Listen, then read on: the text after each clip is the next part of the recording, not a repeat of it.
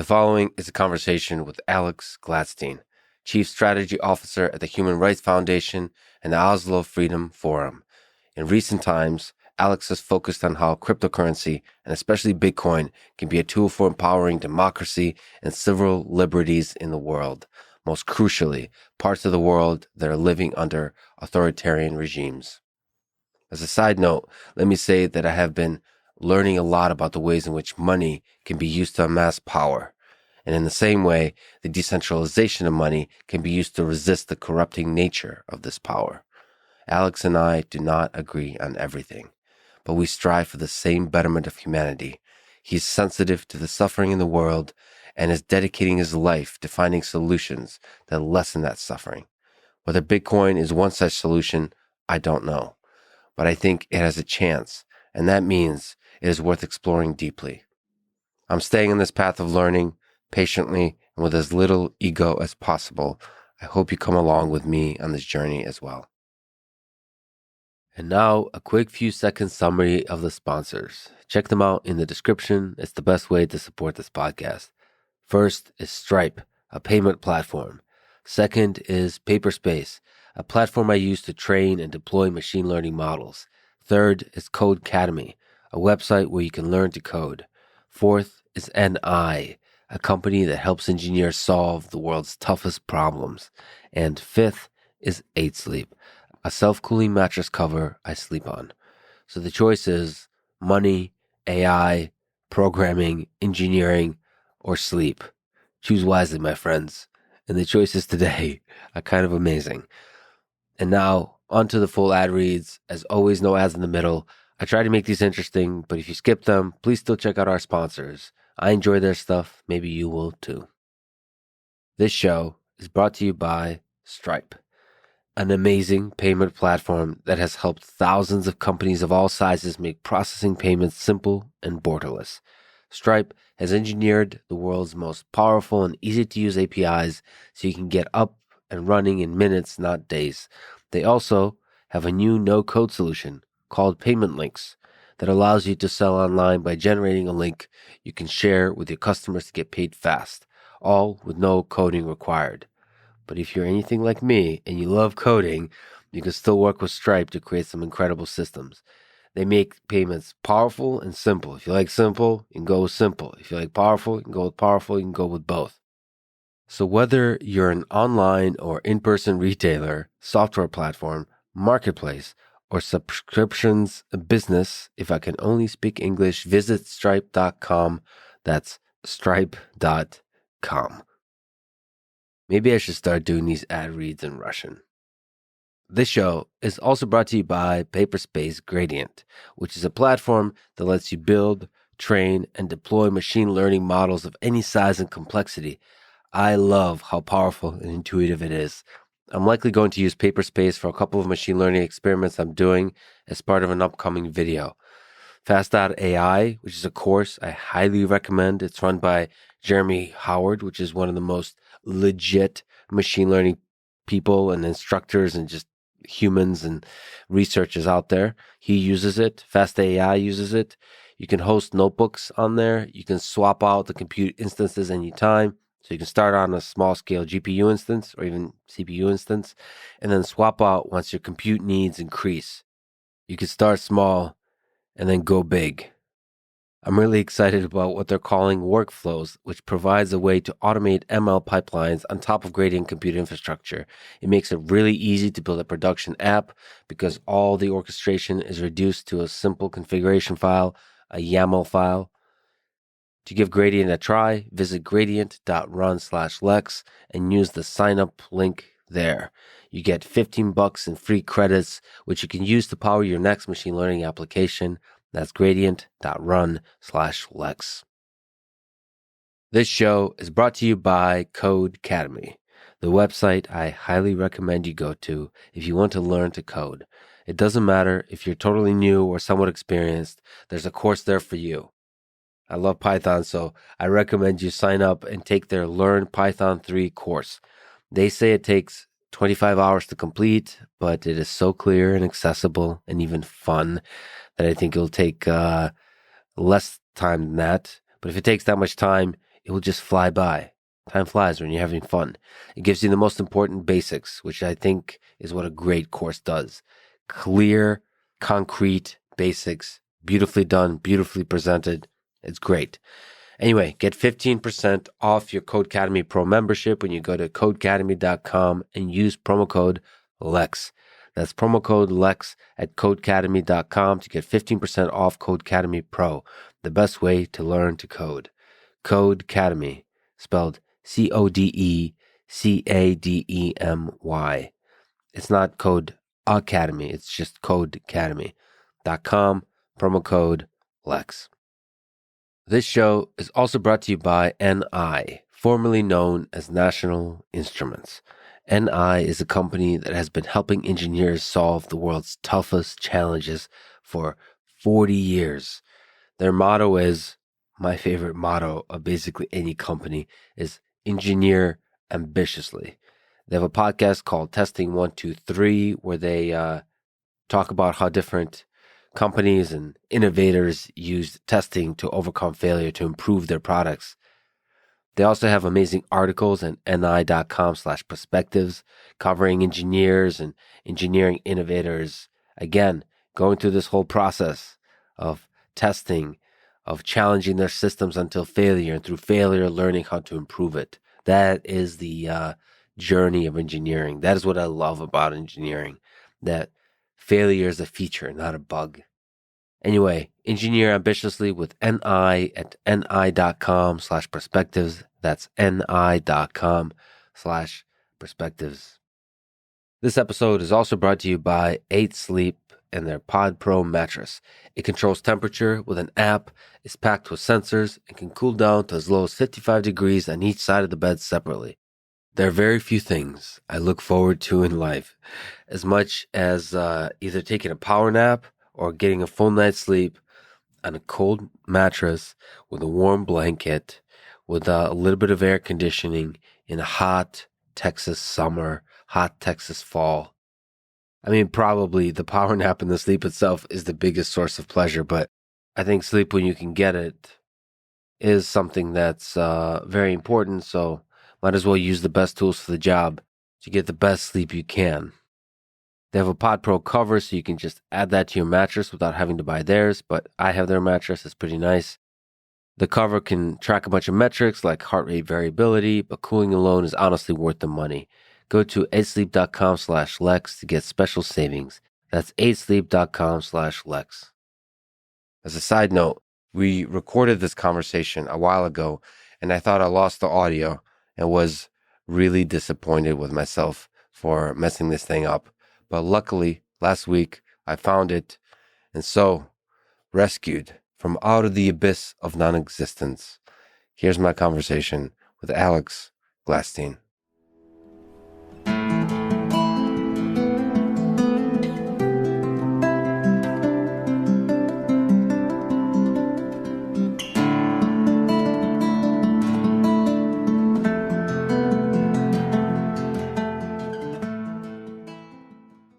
What are some universal human rights that you believe all people should have? So free speech, freedom of assembly, freedom of belief, freedom to participate in your government, the freedom to have privacy, the freedom to own things, property rights. These are all basic, fundamental, negative rights, what we call them. These are the basic, fundamental human freedoms. What does negative rights mean? Negative rights are liberties, and positive rights are entitlements. So after World War II, when the UN came together, it was largely a compromise between the communist Soviet Union and the free United States, right? So the US had on its side of the UN Declaration of Human Rights a bunch of liberties, essentially, things like free speech, freedom of association, freedom of assembly. The Soviets wanted entitlements, like the right to work, the right to have housing, the right to water, the right to a vacation. So if you actually read the UN Declaration for Human Rights, it's a negotiation between the Soviets and the Americans. Later, there was another document in the 70s released called the International Covenant on Civil and Political Rights. And this is what HRF uses as its sort of like lodestar, its founding document. And this is like essentially an international agreement on the negative rights those are the things we choose to focus on, because essentially authoritarian regimes can commit fraud and claim they're giving the positive rights, the entitlements, without having any of the negative liberties. And they can do that because they don't have any like free speech or press freedom. When you take people's basic fundamental freedoms away, it's quite easy to make like a Potemkin village and pretend that there's the entitlements and that we have good healthcare. And, it's the same sort of thing that authoritarians have done for decades, Cuba and Venezuela and the Soviet Union. Do you think it's possible for authoritarian regimes to manipulate, to kind of lie about the negative rights as well, by saying that the people have free speech, the people have the freedom for assembly and all those kinds of things? Can't you still manipulate the idea that citizenry still has those rights? The opposition leader of Malaysia, Anwar Ibrahim, he once told me the funny joke that, in my country, we have freedom of speech, we don't have freedom after speech. So yeah, they can absolutely manipulate whatever they want. But I've done research into socioeconomic data. And I guess what I'm telling you is that authoritarian regimes, which make up 53% of the world's population across 95 countries, about 4.3 billion people, those who live under those regimes are subject to massive fraud when it comes to things like literacy rates, life expectancy, any sort of socioeconomic data, economic growth. They can do this because there's no free press. So for us at the Human Rights Foundation and for people like me, we believe that the negative rights, the liberties, the things that are in, for example, the Bill of Rights in the U.S. Constitution, these things are the table. And then we can build on top of that. We can build the rest of our societies on top of that. The freest countries in the world have both the negative liberties and the entitlements, like Norway, for example. But there's a big difference between Norway and North Korea. In North Korea, they only claim to have the entitlements, and they definitely don't have the liberties. Do you think there's one right that's more important than others? You kind of suggested the freedom of the press, maybe freedom of speech, that if you take that away, all the other ones kind of collapse along with, like, from a ripple effect. Is there something fundamental that you like to focus your attention on, to defend, to protect, to make sure it's there? Yeah, I think free speech is probably the most fundamental. It's probably why the founders chose to make it into the First Amendment. A lot of things are downstream from there. Property rights are also very, very important. Obviously, we've seen the toll of violent redistributionism, over the last 100 years, whether it was Lenin or Stalin or Mao or other regimes, and everywhere from Ethiopia to colonialists everywhere to North Korea. It's not a pretty legacy. Is free speech clear to you as a concept? There's been quite a few debates, especially in the digital age, what it means to violate freedom of speech. There's been a lot of new, like, novel mechanisms for people to communicate with each other, like especially on social networks. And it seems that unclear, because a lot of times those are managed by private companies. It's unclear how much protection do the citizens have to have when they're communicating. A lot of people are being censored on these social platforms. Some people, even presidents, get removed from those social platforms. Have you thought about the freedom of speech in the United States, but in the world, as it's implemented in the 21st century, given the internet and all those kinds of things? There is a Soviet dissident named Natan Sharansky who survived the regime. And he wrote a book in which his thesis was essentially the way that you can define a free society is through something called the town square test. Can you go to a public space where you live and criticize your ruler loudly without fear of retribution? If you can do that, you have free speech. I think that's a pretty good litmus test. Most people in this world cannot do that. If you live in Havana, if you live in Moscow, if you live in Beijing, you cannot do that. And that's not a free society. In Austin, Texas, in Boston, Massachusetts, in London, in Santiago, Chile, in Tokyo, Japan, in many democracies, you can do that. And I think that that's a really helpful basic sort of litmus test. Does the content of the criticism matter? Can it be complete lies, meaning conspiracy theories that involve claiming that the leader is, let's say, a lizard slash pedophile slash, I'm not saying that those are lies. Look into it. But they're very unlikely phenomena. So, like, does that matter? I think it ends poorly when the state tries to restrict speech. I think that's kind of how I would define censorship. I think censorship and deplatforming are two different things. Private companies, they get to make up their own rules about what's allowed on their platforms. And I think that's very different from a government with guns and an army restricting the speech of its citizens with threats of violence. These things are different for me. That violence is a fundamental difference. I don't know. I've gotten the chance to have dinner with Alex Jones, Mm-hmm.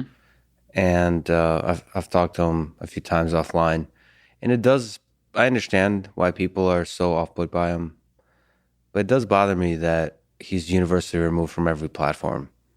It feels like there's many more evil people, bad people, compared to Alex Jones, who still are given a voice on these platforms.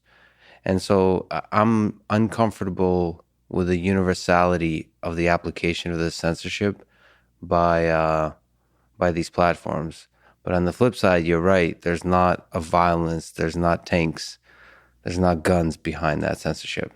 Yeah, it's a bit of a generalization, but Alex Jones would be in prison or dead if he were in North Korea or in Cuba or in Russia or in China. The authorities would not tolerate him to do what he did. And here he can kind of do what he wants. He's encountering some resistance in the marketplace of ideas. Large organizations, corporations, and a lot of public sentiment in different parts of our country don't like him. They're doing their best to drown out his voice. But that's very different from a violent threat of censorship from the state. And that's what we study. That's what I study are these, what is the state doing? That's kind of paramount for me. Yeah, and that's true. Because in the marketplace of ideas, there could be a company that springs up that gives Alex Jones a platform, and the United States is not going to prevent those companies from functioning. Of course, there's from a technology perspective, there's AWS removing Parler from the platform. It gets a little weird, as you get closer and closer to the compute infrastructure, because then you get closer and closer to the state. Actually, the more you get to the infrastructure that's usually managed by the state, the closer it gets to the control of the state. I would argue AWS is pretty damn close to infrastructure that's kind of controlled by the state. If you especially look at other nations, China, Russia, there's I don't know who runs the compute infrastructure for Russia and China, but I bet the state has complete oversight over that. And so that level of compute infrastructure, having control about which social networks can and cannot operate, is very uncomfortable to me. But you're right. I think it's good to focus on the obvious violations of these principles as opposed to the gray areas. Of course, the gray areas are fascinating. You mentioned HRF, Human Rights Foundation. What is it? What is its mission? Yeah, so I've been working for HRF since 2007.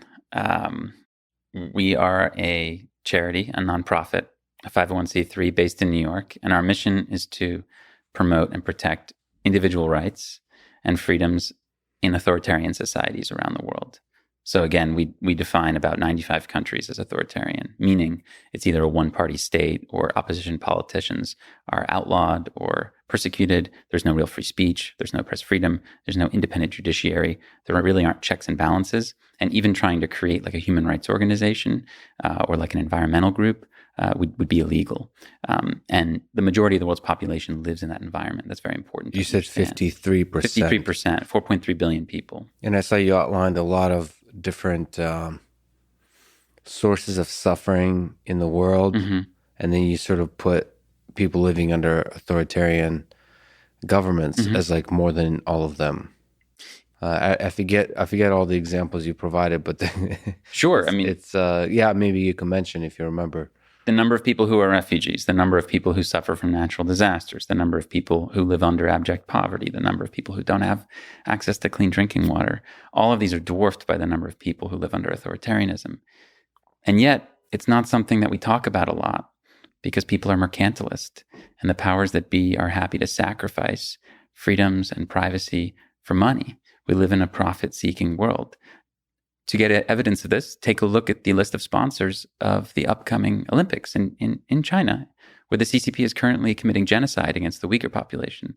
Or look at the number of people and the famous investors who went to Saudi Arabia a couple months ago for the Davos in the desert. I mean, Ray Dalio was there. All kinds of people were there, or at least they were invited, and they said they were going to go. And this is a government that at the time was torturing a female activist who just wanted to drive a car. This is a government that had murdered Jamal Khashoggi in a brutal fashion just a couple years earlier. So, I mean, at the end of the day, when it comes down to brass tacks, I mean, you know, the powers that be, even the free countries are led by people who are very, very happy to sacrifice all these pretty words about human rights when it comes down to profits, unfortunately. So do you think capitalism, that's maybe one of the flaws of capitalism, is it turns a blind eye to injustices against human nature, against the human rights? Like it turns a blind eye to authoritarian governments? Look, I think that at the end of the day, like, free trade is actually really good. And you can just look at France and Germany as an example of how like a capitalist structure would develop. If you have two capitalist actors, they're very unlikely to fight each other. There's very unlikely to be violence, right? These are two countries which basically murdered some large percentage of each other's male population 3 times in 100 years in 3 different wars, right? And now today, war is like unthinkable. And a lot of that is because of increased collaboration, increased trade. So when you have two capitalist actors, they act in a very productive way with each other. But as soon as you introduce an authoritarian actor, you know, all bets are off. So I think what you have is a conflict between capitalist actors and authoritarian actors. And at the end of the day, people need to, yes, have more than just capitalist intentions in the geopolitical level I'm talking about. They need to actually take a stand for principles. Otherwise, you have athletes and businesses and governments that are all too happy to do business with the Chinese Communist Party, for example, right now. I think that there is a little more than just kind of the pure profit. Yes. You mentioned what are the signs that the state is an authoritarian state. Mm-hmm. How do you know if you're living in an authoritarian state? Or when you study another nation or analyze the behavior of another nation, how do you know that's an authoritarian state? Is it as simple as them having a dictator? Is it as simple as them as declaring that they don't have a democracy? Or is there something more subtle? There's a couple good litmus tests. One is actually, can you have a gay pride parade? That's a good... I'm serious. It actually lines up perfectly. It doesn't matter what religion the dictatorship is. Yeah. They don't like minorities, and they love to scapegoat whether it's gays or religious minorities, etc. So it lines up pretty well. That's really interesting. If you cannot have a gay pride parade in your country because you're fearful that you're going to get the crap kicked out of you, probably live in an authoritarian regime. I'm sure that's not just about some kind of homophobia. Why is that? That's really interesting. Because that's right. I'm going through. So the fascism scapegoats minorities. There's an other. You create an other group, and then you. Yeah, I mean, Uganda is a great example of this, but so is Saudi Arabia, so is China. I mean, so is Cuba. I mean, these are all regimes which demonize the LGBT communities. It's interesting because maybe you can correct me, mm-hmm. but from my very distant outsider perspective, the sort of the way that certain authoritarian governments speak about gay people is it's almost like, what is it? We don't have gay people in our country kind of idea, as opposed to scapegoating, which is like... Well, denial is the most powerful form of demonization. I mean, this is what the Iranian dictatorship does. A few years ago, when Ahmadinejad, who was then sort of the de facto leader, he came to Columbia University and he tried to give a speech, which you can look up, and he tried to claim that there were no gays in Iran. And that's the most powerful form of demonization, is trying to just wipe out your utter existence. There's other good litmus tests too. For example, you can think about comedy. Can you make money making fun of your government on television? If you cannot, you live in a dictatorship, most likely. I mean, it's shocking to people that I work with who live in dictatorships when I tell them that not only are comedians able to safely make fun of our government, but they get paid very well to do so. That's a hallmark of a free society. So that's another good litmus test. Hear that, Tim Dillon? You should go to North Korea. Check it out. Yeah, and look, there are tons of flaws with democracies. These are really good tests, by the way. The United States is a deeply flawed country in many ways. Our prison system is a disaster. There's, a horrible war on drugs. We committed a grievous crime, in my opinion, by invading Iraq. Like, we did a lot of problematic things, but our core architecture is still an open society. The people who criticize the U.S. the most usually live within it. Mm-hmm. And if they were to move to a different country and try to use that criticism against their new rulers, they wouldn't fare so well. So whether it's Chomsky or whomever, if they were to go to Cuba and live in Cuba and try to criticize Cuba like they do America, it wouldn't last very long. So I think what's important to distinguish between open societies and closed ones, or like free societies and authoritarian regimes, it doesn't mean that your government's going to be good all the time. What it means is that the citizens have a way to push for reform, have a way to hold the rulers accountable. So even if you don't like what the U.S. government does, whether it was under Biden or Trump or Obama or Bush, we can rotate them through voting. And we have an independent Supreme Court that rotates over time. And we have people that we can elect directly to serve our interests. And then there's like a free press, and there's lobbyists and all kinds of people that jostle for power. So there's a separation of powers. And I like to think about a free society really as like at the bottom of the foundation of the pyramid really would be free speech. And then you would have civil society, like, for example, human rights organizations, environmental groups, stamp collectors, athletes, any groups that come together, beyond the government's sort of strict instruction. Mm-hmm. And then on top of that, at the third level, you have separation of powers. Again, what I'm describing. So authoritarian regimes don't really have any of these layers to them, right?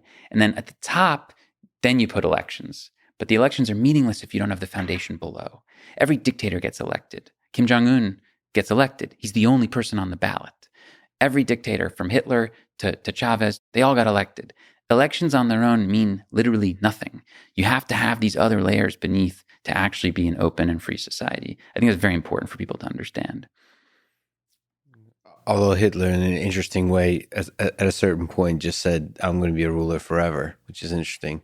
There's an important switch that happens when you, as opposed to having a facade of elections, you just put that aside and saying basically like, we're not even doing this. Yeah, there's like a ladder that you climb, the election, and you pull the ladder up, and then no one else can climb up. Yeah. This sadly happened in Egypt, and it was quite predictable. After Mubarak was ousted after the Arab Spring, Morsi came in, and it looked like, the Muslim Brotherhood was not really going to be very democratic.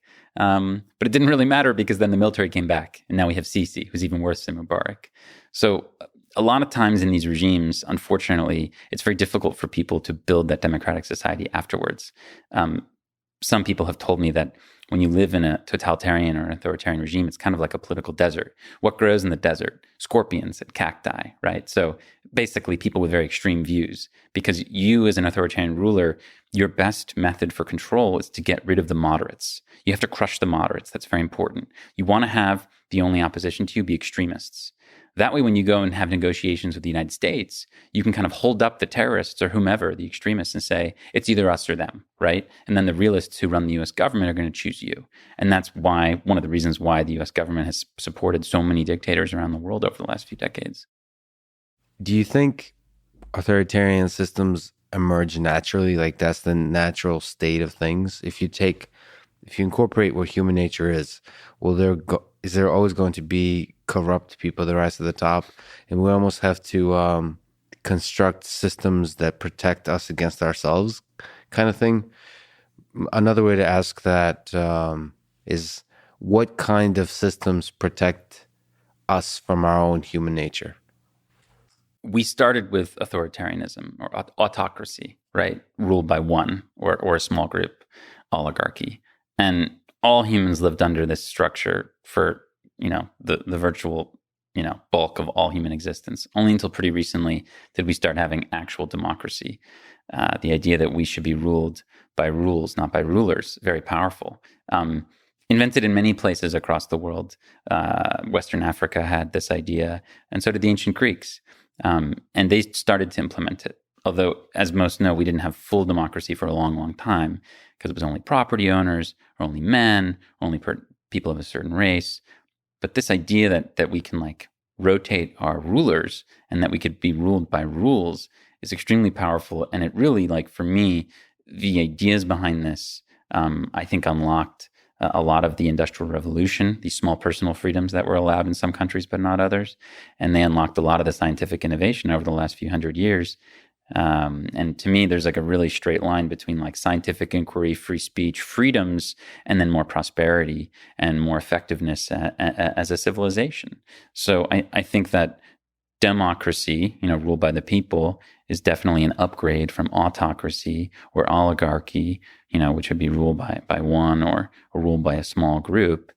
And I think that the democratic revolution has been an incredible thing for our world. And it's you can do half glass full, half glass empty. The half glass full is that almost half the world lives under democracy. Like that's an incredible achievement. But just under half.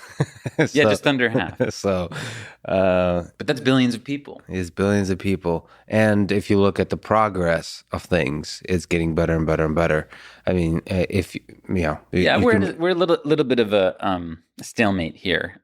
Democracies really blossomed between World War II and the year 2000, especially in the 80s and 90s. You had an incredible wave of fall, where many authoritarian regimes fell and were replaced by democracies. I think around 2015, the acceleration kind of came to a standstill a little bit. There's some good news in some countries and there's bad news in others. Like in the last 10 years, you've had, for example, the Philippines has gone backwards. Thailand has gone backwards. Bangladesh has gone backwards. Turkey has gone backwards. That's like 500 million people right there. So you've had some positives, there was positive movement forward in Armenia, Malaysia, some other countries. But we're kind of at a stalemate right now. And what most people fear about where we are right now, who I respect, is what is the digital transformation of the world do to this like progress of democracy or of open societies, and that's what concerns me the most. Oh, interesting. So I've and we'll talk about one of the most fascinating technologies, which is Bitcoin, how it can help. But I have a sense that technology, like most technological innovations, will give power to the individuals, will fight authoritarian governments as opposed to give more power to authoritarian governments. But your sense is there's ways for technology to be utilized as a tool for the abuse of the citizenry. I've seen both. In my work at Href, I started by helping to put together backpacks with foreign information that we sent to the Cuban underground library movement. So in Cuba, to own a book at the time, you had to have the government's permission. There was very little internet penetration, okay? So we would send in movies, V for Vendetta dubbed into Spanish, and people would sit inside their homes and they'd watch it and they would answer questions with each other. And it was very powerful. And then after that, I worked with people inside North Korea. We would send in flash drives. We have this program called Flash Drives for Freedom. We've sent over 100,000 flash drives in our work into North Korea, a country of about 25 million people. That's a lot. It's a big difference. That's, many millions of hours of films, books, movies, etc. So I've seen the power that technology can have where, in the 60s and 70s, to break an information blockade, you had to send in crates of books into a communist country. So now all of a sudden you can send the entire contents of what was once the Library of Alexandria on something the size of your thumbnail. That's remarkable. So obviously I've seen the positives of technology. We'll certainly get into Bitcoin, but I'm, very concerned about essentially big data analysis, or what people call AI or general, specific kinds of AI, very concerning. I think these are very authoritarian. I mean, it's very hard to make a case that AI is going to be good for human rights. Very difficult, in my opinion. It may be good for health. It may be good for our efforts to protect the planet. It may be good for a lot of scientific things. I find it very hard to believe it'll be good for civil liberties. Oh, that's fun. This is fun because I disagree. Give me your examples. I'm serious. What AI applications will improve civil liberties? I thought you meant examples of stuff that's already out there. Because I can give you examples that, for example, the kind of things that I would like to work on, but also the kind of things that I'm hoping to see, which is AI could be used by centralized powers, by governments, by big organizations like Facebook and Twitter and so on, to collect data about people. Right. Right. But I believe there's a huge hunger among people to have control over their own data. So instead, you can have AI that's distributed, where people have complete ownership of their little AI systems. So, like the kind of stuff that I would like to build or like to see to be built is you could think of it as personal assistants or AI that's owned by you, and you get to give it out. You have complete control over all of your data. You have complete control over everything that's learnable about your day-to-day experiences that could be useful in the market of goods and ideas and all those kinds of things. So it has to do with. I know you talk about the sort of surveillance, which is very interesting. It's who gets to have control of the data, and I believe there's a lot of hunger among regular people to have control over their data, such that if you want to create a business, you have a lot of money to be made from a capitalist perspective by providing products that let people control their data, where you have no control. Sounds like to me you're describing encryption, or at least the ability to encrypt, the ability to use digital keys to secure your property. And that to me is a very powerful individual force for individual rights, very powerful. And it's what animates Bitcoin ultimately, which we'll get into. But for me, at least the way I look at it today in 2021, the threat from big data analysis used by governments and authoritarian regimes is terrifying. I mean, to actually see what the Chinese Communist Party is doing, where they have hundreds of millions of cameras overseeing society, cameras that can tell who's a Uyghur and who's a Han. That to me is terrifying. And everything is sorted instantly. There are supercomputers that are built in Urumqi, in Xinjiang, for this explicit purpose. And, it allows the government to quickly sort and basically commit genocide a lot faster. And it's really scary. So I do agree, and I've seen personally how powerful technology can be as a force for freedom. But I'm very, very worried about big data analysis in the hands of governments. See, that's funny because I tend to see governments as ultimately incompetent in the space of technology, to where there will always be lagging behind. So you look at what the Chinese surveillance systems are doing. I believe once it started getting bad enough that like technologies would be created to resist that. So to mess with it from the hacker community, but also from the individual community. So surveillance is actually very difficult from a centralized perspective to detect, to collect data about you, to detect everything you are, because you can spoof a lot of that information. So I believe you can put power in the hands of the citizens to sort of feed the government fake data, to confuse it at a mass scale, to where it'll make their surveillance less effective. But that could be very sort of hopeful. Yeah, I mean, the practical ideas. application in Xinjiang, which is a territory the size of Alaska, where a large percentage of the population has been put into prison camps. The current issue of The New Yorker has an absolutely harrowing essay that tells the story of one such woman who, in I believe 2017, got sucked into one of these camps, and it took her year or more to get out. And she's talking about how in each home in Xinjiang, each home has a QR code on it that the police can scan and get like a quick instant download of who lives there. Each car has, like a scannable code.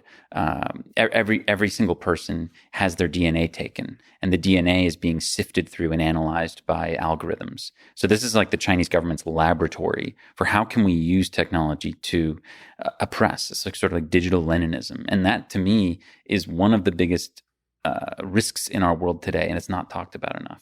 That's interesting. So technology basically enables the automation of oppression. Absolutely. So but to define technology, big data analysis, and maybe specific AI, etc. does.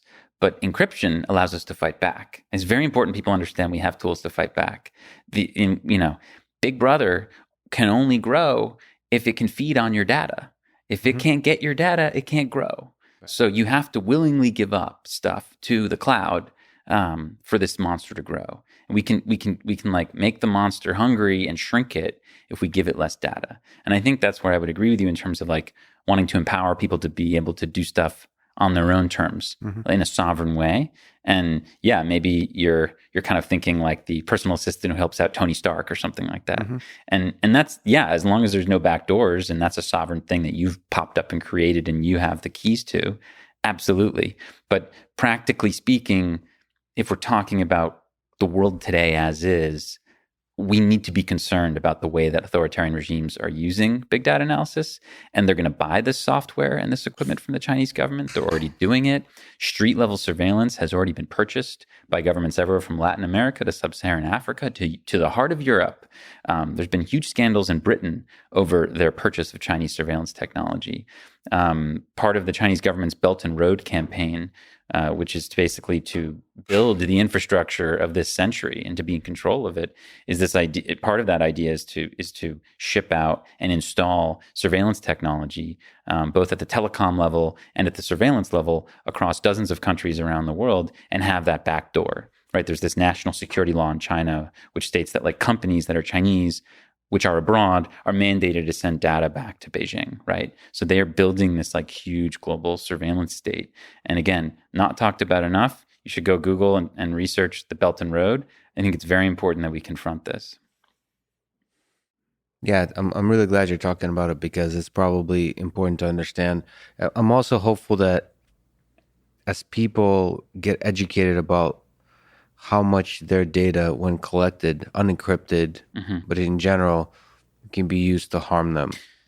I mean, it's almost like an education. So I feel like if you know, I mean, it's a double-edged sword because I feel like people become fearful too easily, and that actually has a very negative effect on the quality of life. In some sense, you want to have tools that allow you to live freely as opposed to live in fear. If you live in fear, it's not a good way to live. So it's a balance. It's a free society versus a fear society. Yeah, fear society. And look, it's all about the trade-offs you make in your daily life. Like living more privately with more freedom is less convenient. You trade freedom and privacy for convenience and comfort and speed. Absolutely. It's an engineering decision in everything that you do. In the West, in advanced democracies, we have not necessarily personally seen the results of that trade-off because we live in these free societies that have these checks and balances and freedoms. But as soon as you step into an authoritarian state and you make those trade-offs, your life, immediately becomes more restrictive. And what people are worried about is that even in advanced economies, market democracies, etc., the people are worried that they might not survive the great social digital transformation. Look at what the NSA is capable of doing. I mean, for now, it's not that big of a problem because we still have free speech. But it's deeply concerning what Snowden revealed. And it's a nice reminder that we need to be focused on privacy and encryption and on helping users become more sovereign, regardless of where you live. It's kind of like a crutch to live in a free society. Like, it's almost like a free lunch in a way. You're not going to be sent to a prison camp because of the color of your skin or your beliefs or what you say about the government. And you're very lucky. Again, most people do live in a society where you can be persecuted for those things. And I feel like, especially in America, we forget that. We're distanced from that really strong reality, On the topic of Snowden and the NSA, what should we be thinking about? Because that feels like already an outdated set of conversations because of the information we've gotten from the past. Well, it feels like everything's gotten quiet now in terms of how much we actually know about the... Hugely important. I think the two lessons from Snowden are the Patriot Act and the war on terror and mass surveillance are not necessary for our democracy and for our freedoms. This was a false choice. We never had to sacrifice them to be safer. And we've seen that government has spent hundreds and hundreds of millions of dollars on these like surveillance programs that you can read about have amounted to very little, except for tremendous bureaucratic waste and erosion of our freedoms. But at the same time, we need to practice more privacy. And the dramatic increase in the usage of Signal, for example, has been really, really great to see. It's fantastic that tens of millions of people are downloading Signal and using it. You should try to be onboarding more and more of your conversations onto Signal, for example, where governments can't see what you're saying. Maybe they can see the metadata. Maybe they can see that your phone number sent a message to someone else's phone number at this time, but they can't see what's inside. So using encryption in your life is very, very important. That's a good starting point. I would say that's kind of step A. The ideas of democracy, the ideas of the balance of power, all the ideas that we were talking about, the constructs, were inventions. I wonder if there's other inventions that will allow us to sort of not give governments or any centralized institutions so much power. Like, why do citizens have to use Signal? Why? Because that's an effort. Because you have to like understand exactly why. So that's a nice little solution for a particular set of problems. But like, there's a million other ways that data, I'm sure, is being collected constantly. If we don't create a system that prevents the establishments of these centralized powers, then we'll always have this problem. Yeah, I think we can keep it simple for the purposes of this conversation. You have politics, information, and money. Those are the three things I would encourage us to focus on. In politics, yes, someone invented democracy. I mean, whether it was the Greeks, or the West Africans, or many others around the world around the same time invented this idea that we should be ruled by rules and not by rulers, right? Yeah. And that has evolved dramatically, right? And then you have information. Information also used to be highly centralized, right? Think about how rich you had to be to gain access to a library before the printing press, or how much money you had to have, or how close to the king or the feudal lord you had to be able to have that ability. But now, the majority of the world, billions of people, have access to all information in their pocket, and they can set up an account on social media and get their word out. So not only politics, but information has been dramatically decentralized. And I would say that encrypted messaging is kind of a corollary to that second innovation, in as much as now people are like more effortlessly, like Signal is a lot easier to use than PGP, for example. Mm-hmm. They're more easily able to practice privacy when it comes to having private messages globally. These are all good things, and we need to keep pushing. And I think money is honestly, maybe the most important piece. And that's why I spent so much time thinking about Bitcoin. Okay, so politics, information, money. Yes. Let's talk about money. What is money, and why is it important to think about in the context of human rights? I have witnessed money be peripheralized. It has taken a back seat in the human rights conversation. The idea of currency, who makes the money, who makes the rules, who issues it, who sets the interest rates, all these things, it is not on the menu of human rights activists. If you just do a systematic study of the human rights discourse over the last several decades, money is not there. It's also not really taught in schools. Children don't really learn about money. Where does it come from? It's kind of hidden from a lot of our discourse. Only really when I got into Bitcoin did I start learning more about money.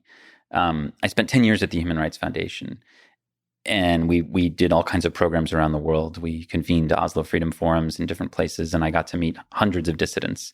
And very rarely did they ever speak about currency or bank accounts or moving money from one place to another. But when I started asking them, they always had amazing stories about money, always. I mean, my friend Ivan Mawire, who started the This Flag movement in Zimbabwe, which ended up toppling Robert Mugabe. When I asked him to come to San Francisco to give a talk about hyperinflation, which he lived through, he said, "No one's ever asked me to do that before, but I'll come." And he came. This was about 3 years ago. And the first thing he did when he got on the stage is he opened up a shirt and he brought out a necklace that had the 1980 Zimbabwean dollar on it. And he said, "We in the activist community wear this as a symbol of where our country used to be, because the Zimbabwean dollar used to be worth 2 British pounds. And then, of course, over the next 2.5 decades of economic mismanagement and corruption by Mugabe, it got inflated out of existence, right? You've seen those like $100 trillion Zimbabwean notes. So he had to live through that, which was terrible and crushing. But he, is an expert on money. If you actually talk to human rights activists about money, they know a lot about money. They're just not usually asked to talk about it. So, for me, money, when I study money or look at money, it's really about control. Who is creating it and how much does the population know about the creation of that money? And when it comes to Bitcoin, it's really the people's money. Like, there is no shadowy force in charge of it. We all know the rules. We all know how it's going to get minted and how it's going to get printed. And, that information is out there for everybody to see. And there's no like special group of rules for one group of people or another group. A billionaire and a refugee are the same in the eyes of the protocol. This is a rather revolutionary concept. And in the same way that democracy allowed us to decentralize politics and have checks and balances, and in the same way that the internet is this culmination of technologies that allowed us to decentralize information, access to and control over it, Bitcoin, decentralizes money. I mean, no longer, again, is there one group of people who can just change it arbitrarily. We're all on the same playing field. And I think that is a tremendous innovation. From one perspective, money and inflation, hyperinflation, is a kind of symptom of corruption as opposed to the core of the corruption. Mm-hmm. And at the flip side, in terms of resisting the corruption, resisting the abuse of human rights, it's interesting to think that fighting inflation or fighting the mismanagement of the money supply is a way to fight back authoritarianism or to fight authoritarianism. And that's an interesting concept that I think was introduced to me by just plugging myself intellectually into the Bitcoin community, but also just cryptocurrency in general. It's to like, it's not that money is a symptom. Money is a tool to fight back too. Absolutely. So in what way can Bitcoin be used to fight authoritarianism? Yes. Not just in the United States, but all of those 53% that you're referring to. How can Bitcoin help? So we talked about authoritarianism, and we talked about the surveillance state. To me, Bitcoin has two kind of key mechanisms through which it can help us. Number one, it's a sovereign savings account. It's debasement proof, meaning the government cannot print more whenever they want. This is very, very different from fiat currency, which by its very name, its very nature, can be issued on sort of demand, right, by the rulers. And while I live in a country where the rulers do a reasonable job of managing the money, most people aren't so lucky. So only 13% of humans in the world live in a country that's a liberal democracy with property rights and has what we call a reserve currency, meaning a currency so stable and desirable that other countries save in it at the central bank level, right? You basically have the US, the UK, Australia, Switzerland, the euro, and Canada. I mean, those are like reserve currencies. And these are liberal democracies where people have reasonable guarantees over property rights. Everybody else either lives under like a weaker currency or an authoritarian regime. That's 87% of the world's population, almost 7 billion people. So for them, a sovereign savings account that's permissionless, meaning you don't have to have ID to use it, is a big, big deal. And a lot of people talk about Zimbabwe or Venezuela as some like isolated cases. Oh, well, hyperinflation only happens in those two countries. I actually did some research into this, and there's about close to 1.3 billion people who live under double or triple digit inflation. This is not an isolated instance. We're talking huge countries. Nigeria, 200 million people, 15% inflation. Turkey, 15% inflation for 100 million people. Argentina, 40% inflation for a country of 45 million people. So you can go down the list. There's about 35 countries where like people's earnings, their wages, are literally disappearing in front of their eyes over a matter of weeks or months against things like the dollar or gold or real estate, right? So this is a huge issue. It absolutely is a human rights issue for me. I mean, when it comes to your time and energy, having control over that or having it stolen from you, I think this is pretty clear. And Bitcoin is like an immediate, low cost, easily accessible solution for people. And I've learned this not from my own assumptions, but by talking to people, by interviewing dozens of people, whether it's in Sudan, which currently has triple-digit inflation, or people who've escaped from Syria, who have used Bitcoin to get their wealth out of the country and then also to make payments back to people inside, or Venezuela or elsewhere. It's very, very powerful. I think some very small percentage of people have owned Bitcoin. So it's something like 1%, right, of the world. Whatever that number is small. Call it 2% for the purposes of our calc. Okay. About a little under 200 million people. Wow. Yeah. At most right now. So if we look at Zimbabwe, Sudan, if we look at... small percentages of people. Do you think the technology is mature enough? Because it's not just about the idea, it's also about the implementation of it. Like, Bitcoin, for the most part, requires access to the internet. Yeah. And what do you think about accessibility of this technology now as a method of activism in the worst parts of the world? We often think, like, all the conversations we've had about Bitcoin is essentially middle class, like wealthy people relative to the rest of the world. They're kind of talking sort of investment and high concept ideas. Then there's also the people in the world who are suffering, who are living through hyperinflation. They may not have a computer or access to the internet. Mm-hmm. Like, how do you think Bitcoin can help there? Yeah. So again, we have one clear use case, which is a sovereign savings account that you can control, right? The other use case is an unstoppable payments network. This is very important for people who live behind, for example, sanctions. Like the U.S. basically weaponizes the dollar, and it sanctions different countries. And instead of sanctioning like a handful of rulers, for example, which I would support, this is like a Magnitsky or smart sanctions. Mm-hmm. Sometimes we'll just say, we're just going to shut off this whole country. So the people suffer. Cuba or Iran are good examples. Yeah. Average people suffer, right? So people in those two countries I just mentioned, Cuba, Iran, or even Palestine, which is also sort of like blockaded by the Israelis. So you have Cuba, Iran, Palestine are three good examples where people inside all three of those countries now are using Bitcoin to do commerce, do their business, send money back and forth to their sanction families. resistant. Sanctions resistant. It does not get stopped by sanctions, right? And also, it's, again, remittances are extortionate. I mean, the average remittance, costs has a high fee, takes several days. If your family is in Ghana or something like that, or Nigeria, and you live in the United States, it can take time to use Western Union. Sometimes, it gets paused, it gets lost, there's issues, you have to deal with customer service. Screw that. I mean, if the person has a cell phone, which increasingly is the case. I mean, by the end of next year, more than 5 or 6 billion people, depending on different estimates, will have smartphones, basically, by the end of 2022. We're talking like the vast majority of humans will have access to smartphones. They can all have sovereign Bitcoin wallets. And there's even ways to access Bitcoin without the internet.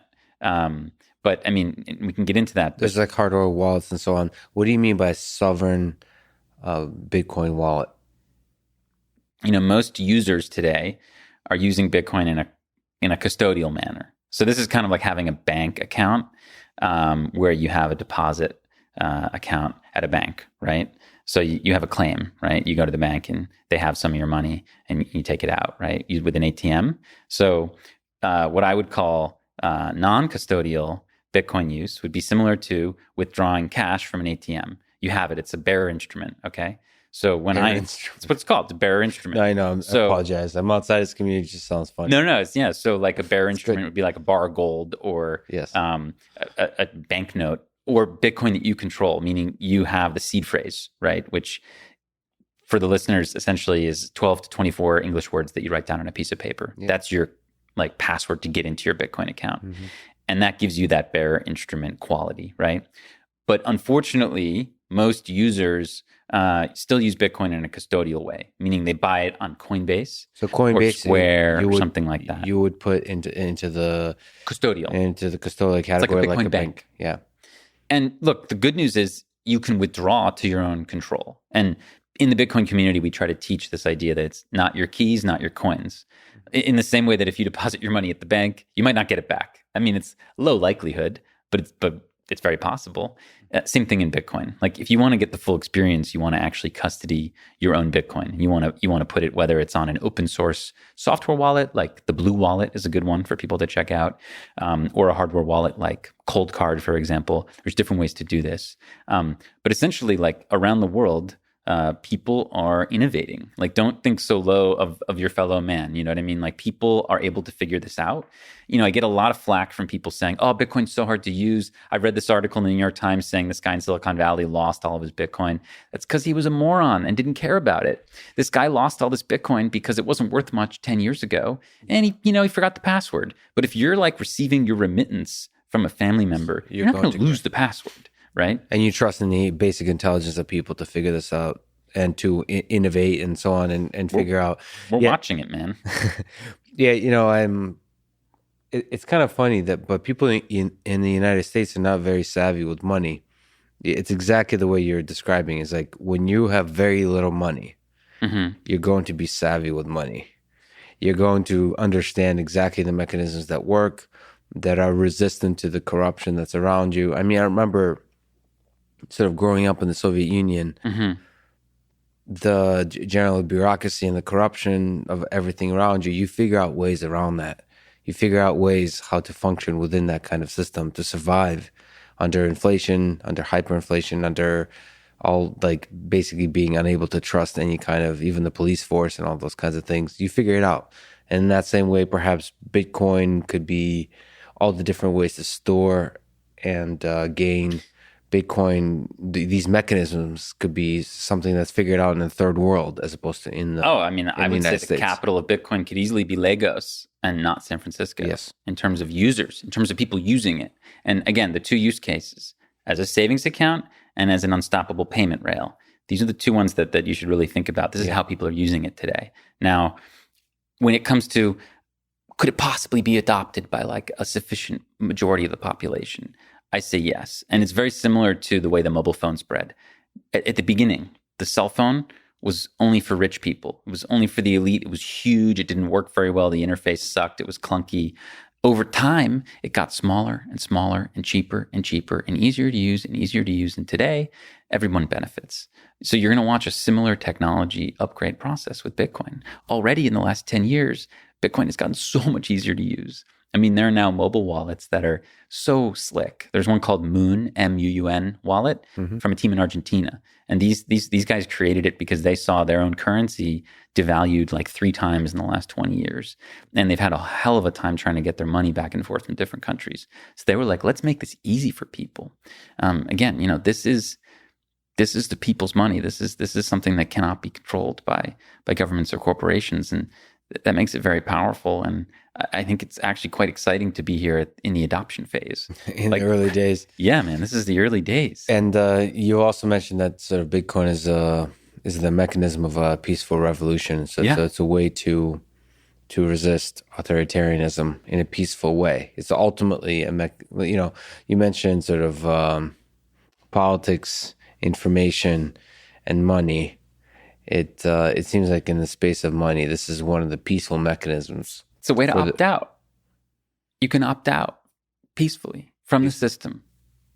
And yeah, it's beautiful. It's beautiful. So Bitcoin is currently by far the most popular, sort of dominant cryptocurrency. That said, and I look forward to your letters, Bitcoin maximalists. That said, Internet Explorer was the most popular browser for quite a long time, and then other browsers came along that outcompeted it, like Chrome, Firefox. People should check out Brave. It's a great browser. I think it's my favorite browser at this point. Anyway, so why Bitcoin? Why not another cryptocurrency? If you look in the next 10, 20, 50, 100 years, do you think it's possible for another cryptocurrency like Ethereum or something that's not even here yet to overtake Bitcoin as a mechanism? When you say overtake, what do you mean? What do you mean overtake? Do you mean number of users? Do you mean a price per coin? The number of users, because we're talking about 1%, 2%. Yeah. And if we are serious about this being in the space of money as a way to give individuals power fight the centralized powers that abuse the money system and so on, how do we get from 2% to 50%, right? To 60% to 80%? That jump, is it obvious to you? Not obvious, but do you think Bitcoin is the way to get from 2% to 50%, or are there going to be other cryptocurrencies that may emerge that get us to 50%? No, I mean, Bitcoin is the innovation. The innovation is in having the decentralized mint. No one can change the monetary policy. Everything else is downstream from there. In Bitcoin, the mean would be 21 million. There's never going to be any more than 21 million. Every other cryptocurrency either has an inflationary policy, meaning there's going to continue to be more and more of it over time, or its monetary policy can be changed by a small group of people. This is vividly on display in Ethereum, which is like the second largest and second most robust cryptocurrency, right? I've talked to senior Ethereum engineers over the last couple of weeks trying to figure out, what is the monetary policy of Ethereum? No one can tell me. No one knows how much ETH is going to be minted in 2022 and 2023 after they shift to proof of stake. I've seen estimates that range from 100,000 to 2 million. So at the end of the day, you're going to be trusting a small group of people to make those decisions. That is what we are escaping with Bitcoin. So all these other cryptocurrencies, they might have their use cases. Virtually all of them are not. It's very important for people to know that if you take like the 4,500 cryptocurrencies on CoinMarketCap, almost all of them are scams, straight up. Even the ones that have like noble intentions, I just don't think are going to add that much value. Ultimately, I think Bitcoin to me is the innovation, and that's because it has a monetary policy and an issuance schedule that cannot be changed. And that's what gets me so excited about it. I mean, that's why it's such an important tool for human rights. Yeah, it's interesting because when you grow from 2%, when you grow in the number of people using it at the scale they're using it, it's going to need to be resistant to governments and institutions 100%. messing with it. So it's interesting to see what kind of cryptocurrency would be resistant to that. Obviously, Dogecoin is going to win. Let's be honest. Well, I mean, look, the number letters. 2 cryptocurrency in the world, probably by like how useful it is to people, is Tether, which is totally centralized, has blacklists. So I'm not saying there won't be like new digital assets that are lumped into this category that have usage, but they're not, it's not the same innovation as Bitcoin. It's just sort of building on this idea of like a euro dollar, maybe like a dollar that is minted outside of the control of the US Federal Reserve, right? It would be a euro dollar. So stablecoins are kind of like euro dollars, just minted by private actors in a way, right? But they're still tied to the dollar. They're pegged to the dollar. They're not escaping the system. Escaping the system is Bitcoin. We aren't reliant on the dollar. We have our own, full store value, medium of exchange, unit of account eventually. And, the Bitcoin world will be denominated in different terms. And I think everything else will be tied to it. I really do. It does feel currently like Bitcoin is like pirates or something like that. And there's still like the central banks that are like the main navies of the different nations. Yeah. It's just this, if you talk about scale. So there's going to be a moment, if Bitcoin continues to grow in its impact, when governments are going to seriously contend with, what do we do with this? Do you think about those moments? Is Bitcoin, is the cryptocurrency world in general going to be able to withstand the serious legal pushback from countries, from nations, especially authoritarian nations? Yeah, so it's been interesting. It's been 12 years, okay? More than 12 years since Satoshi Nakamoto created Bitcoin. And they haven't been able to stop it. They have tried. They have tried a lot. I wrote a long essay for Quillette on this. Like, why haven't governments been able to stop Bitcoin? And my thesis is essentially that there's been like this mix of different kind of technical, social, and economic and political incentives and disincentives that make it very difficult. And I think to me, the best way to think about it is that Bitcoin's like a Trojan horse. So just to actually tell that story just a little bit, because I think it's important to understand the classical mythology tale. I find this very interesting. Of the actual Trojan horse, yeah, which was told in the Aeneid actually by Virgil, right? And the idea was the Greeks had been like trying to take the city of Troy for like a decade at these like impregnable walls, and they couldn't do it. And Ulysses and the rest of the Greek army were like, we don't know what to do. So Minerva, the god of strategy and war, kind of like they get this idea from her, I guess, to actually try to use subterfuge and trickery to take over the city. So the idea is and this was sort of hatched by Ulysses, right, to put this horse together that would kind of be like a gift. So the idea was the Greeks just like pretended to leave, right? They deserted. They left behind one soldier and this horse. And the Trojans looked at it and they were like, what is going on here? And they brought in the soldier, and the soldier's like, look, they left. They're so sorry for all of the desecration and blood spill. This is their gift to you. It's, honoring Minerva. It's like this, trophy for you guys. Yeah. And there were actually people inside Troy, Cassandra, a prophet, as well as Laocoon, who was like a priest, who said, no, this is obviously a trick. This is obviously a trick. But they were like dispatched and ignored because the horse was like, it was just like so badass. So the Trojans were like, bring it in the city. So they brought it in themselves. No blood spilled at all, right? In the middle of the night, of course, what you realize is the horse was packed with Greek soldiers, and they come out and they let the army in, which was like hiding behind an island. So this idea that like something could be so attractive that you really can't say no, even if you know what's inside of it, is at play in Bitcoin. Mm-hmm. So like in Bitcoin has this number go up technology, right? It is what we call it in sort of shorthand, NGU, right? But what people don't realize is that NGU is like the Trojan horse. Inside the Trojan horse is FGU, freedom go up technology.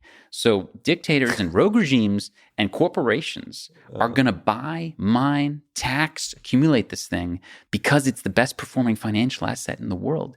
What they don't realize, or they're going to have to ignore, is that they're also aiding and abetting this freedom technology, which allows individuals to be sovereign and eventually erodes their power. There's no question that rogue regimes and bad actors have already used and will continue to use Bitcoin. The thing is, when you think about a North Korea or a Venezuela, and that government instructs some of its bureaucrats and cronies and officials to start stealing Bitcoin or accumulating it or whatever, for short-term gain, to get around sanctions and use it to buy dollars or something like that, right? Which they can't get normally. Well, guess what? All those people who the regime has instructed to like figure this thing out and use it, they're all going to realize, oh my God, this is money the government doesn't control, and it's going to spread like a virus, okay? So this is like the idea of the Trojan horse allegory, why I think it's so important and powerful with Bitcoin. All the people talking about Bitcoin today on TV, they don't care about freedom or privacy. They just care about number go up. But what they don't realize is what's concealed within. And that's very, very powerful to me. So the people talking about Bitcoin on TV are maybe investor types. Professional investors, corporations, and soon governments. I mean, you just had today, this morning on CNBC, the leader of the Republican leader of the House of Representatives, a congressman, saying like we need to be pro-Bitcoin as a country. And the other day, Peter Thiel had a very interesting comment where he was basically like, let's not fall behind China in this race. So you have influential people in our government like sort of posturing for this like Bitcoin race that's going to happen in the next 10 years. You're going to see this. Countries are going to compete to stack Bitcoin. Absolutely. So you believe the thing that's shiny and sexy, like the Trojan horse, is the number go up it's too hard to ignore. And to define that a little further, meaning is, it does seem like the more people get excited and start using Bitcoin, the more its value grows. So it's just a good feedback loop. Yeah, it's a feedback loop. And then the reason you're excited about it, especially, is the freedom go up. Freedom go up, which is it ultimately gives power to the individuals to decentralize. Yeah, I mean, like system. When Tesla stacks Bitcoin, they're just doing that out of self-interest. They think it's going to be a good inflation hedge. Fine. But what they maybe don't care about, don't realize, or they don't need to care. I mean, Bitcoin's power is it like co-opts people into promoting a freedom tool, even if they don't care about, or even if they hate freedom. It doesn't matter. So when Tesla stacks Bitcoin and the price goes up and more interest goes up and more people around the world are like, wow, Bitcoin, then more people get involved. Again, more adoption, more price, more developers, better user interface, more privacy tools, more mining, more network security. It's just this like positive feedback loop that continues to grow, and it will grow intensely in the next decade as we go through the adoption cycle. And the reason why I'm so excited about this is the human rights world, again, to get back to our previous conversation, it is very hard to find people who have, the empathy or the altruism to actually make a difference abroad in places like China or Saudi Arabia or North Korea. People are very quick to just like, they'll just quickly toss off the pretty words that they care about human rights as soon as profits come into play. So there's no alignment of incentives, right? The reason why Bitcoin is so powerful is that it aligns the incentives. All of a sudden, they can be as greedy as they want. They are being forced to promote a freedom tool. This I've never seen before, and it gives me a lot of excitement. It's very refreshing because we've been laboring in the human rights space. You have to raise money, and it's all nonprofit work, and you're begging for people to make a difference for you. Here you have this incredible asset which people will accumulate out of self-preservation, self-interest, and greed, and yet it will strengthen the power of the individual. That is what we need to fight Big Brother. That's what we need to fight, what I'm scared is happening in China, this growing authoritarian state, which is powered by big data analysis. This is our way to fight back. And it runs on this really interesting engine, again, that takes advantage of our base nature as humans. Mm-hmm. And I know that it sounds terrible for me to say this, but I mean, ultimately, we are self-interested. And it is hard to get people to care about others living 1,000 miles away. We are kind of localized in our empathy. Speaking as someone who works to help people who live in 100 different countries, it's very difficult to get Americans to care about what's happening in Belarus or in Kashmir. It just is. But guess what? They're going to definitely care about Bitcoin because they want to see their net worth go up. They want to do better for their family, et cetera. They're going to get into this thing, and it's really going to make that powerful tool for everyone else who's using it. So this interplay dynamic is fascinating to me. Yeah, I have to. So I'm somebody who doesn't like the corrupting effects of greed, mm-hmm. but it is also human nature. Yeah, I don't like it either. But we have to be realists here. You have to acknowledge it and then maybe use it for your advantage. And it's not just Bitcoin itself. Exchanges today are adopting something called Lightning Network, mm-hmm. which is a way to scale Bitcoin on a second layer. Much like we had gold bars, which we scaled with paper money, and then we had Visa credit cards, which were a way of scaling the paper notes. Bitcoin scales through Lightning Network. It's a private, instant, globally final settlement network. It's something you all should check out. It's very, very interesting. The exchanges aren't adopting Lightning for its privacy benefits. Lightning operates off the chain, meaning surveillance companies can't do chain analysis on Lightning because it's on an onion routed second layer, that works like the Tor project. The exchanges don't care about privacy. They're doing it because it reduces fees. Lightning is cheaper and faster. So again, we have this really interesting alignment of incentives where the freedom tech is being promoted by people who it doesn't matter what their incentives are. I could care less if they were altruistic or not. And I think this is, and you're going to maybe see this even in the future. There's more things coming in Bitcoin down the pike. Lightning was enabled by an upgrade called SegWit, right, which took place a few years ago, which was the culmination of the block size conflict. Mm-hmm. There's another thing coming up called cross-input signature aggregation, which may, if it takes effect in the next few years, it may compel exchanges to collaboratively spend all their Bitcoin together in a way that really protects our privacy and fights surveillance. But they're not going to do it for moral reasons. They're going to do it because it's going to save them money and improve their bottom line. Can you speak to that kind of collaborative so that you can have multiple parties in a single transaction kind of thing? Yeah, you could do that today. Absolutely. It's called a coin join, for example. But right now it's more expensive to coin join in Bitcoin. You have to pay a premium for your privacy. This would flip that on its head and would basically say, if you have one transaction, hey, pile them all in, have as many parties as you want. The more parties you get in, the cheaper it's going to be per party. Okay. And that's not possible in Bitcoin today, but it might be in the future. But again, the beauty in Bitcoin are these these ways that it just aligns human incentives and it aligns our most base desires and needs and realities with freedom and privacy. And mm-hmm. that I've never seen before. And that's why I think it's so interesting. So something that somebody like Garry Kasparov actually spoke to this, the idea of blockchain in general. Mm-hmm. If, from a 10,000 foot view, the blockchain is a centralized place to keep the record of everything that ever happened. And does that concern you from a privacy perspective, from a control perspective, even though it's managed, especially, given the low frequency of transactions for Bitcoin, you can you can have a lot of, small computers across the globe contain the entirety set of transactions. All of those kinds of features. Does that concern you that there's one place where everything is made public in terms of everything that ever happened? No, and I'll give you two reasons. Number one, The Bitcoin blockchain is ultimately a settlement layer. It's kind of like something like FedWire in the United States. It's a way for like institutions to settle with each other. That's what I think it's going to be like in 20, 30 years from now. The average person is never going to touch the Bitcoin blockchain, probably.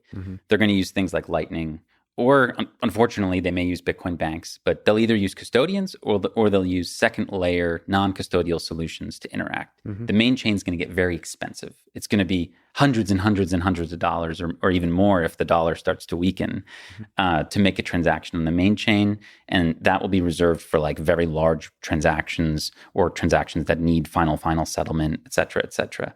And I think that's fine. And that's okay.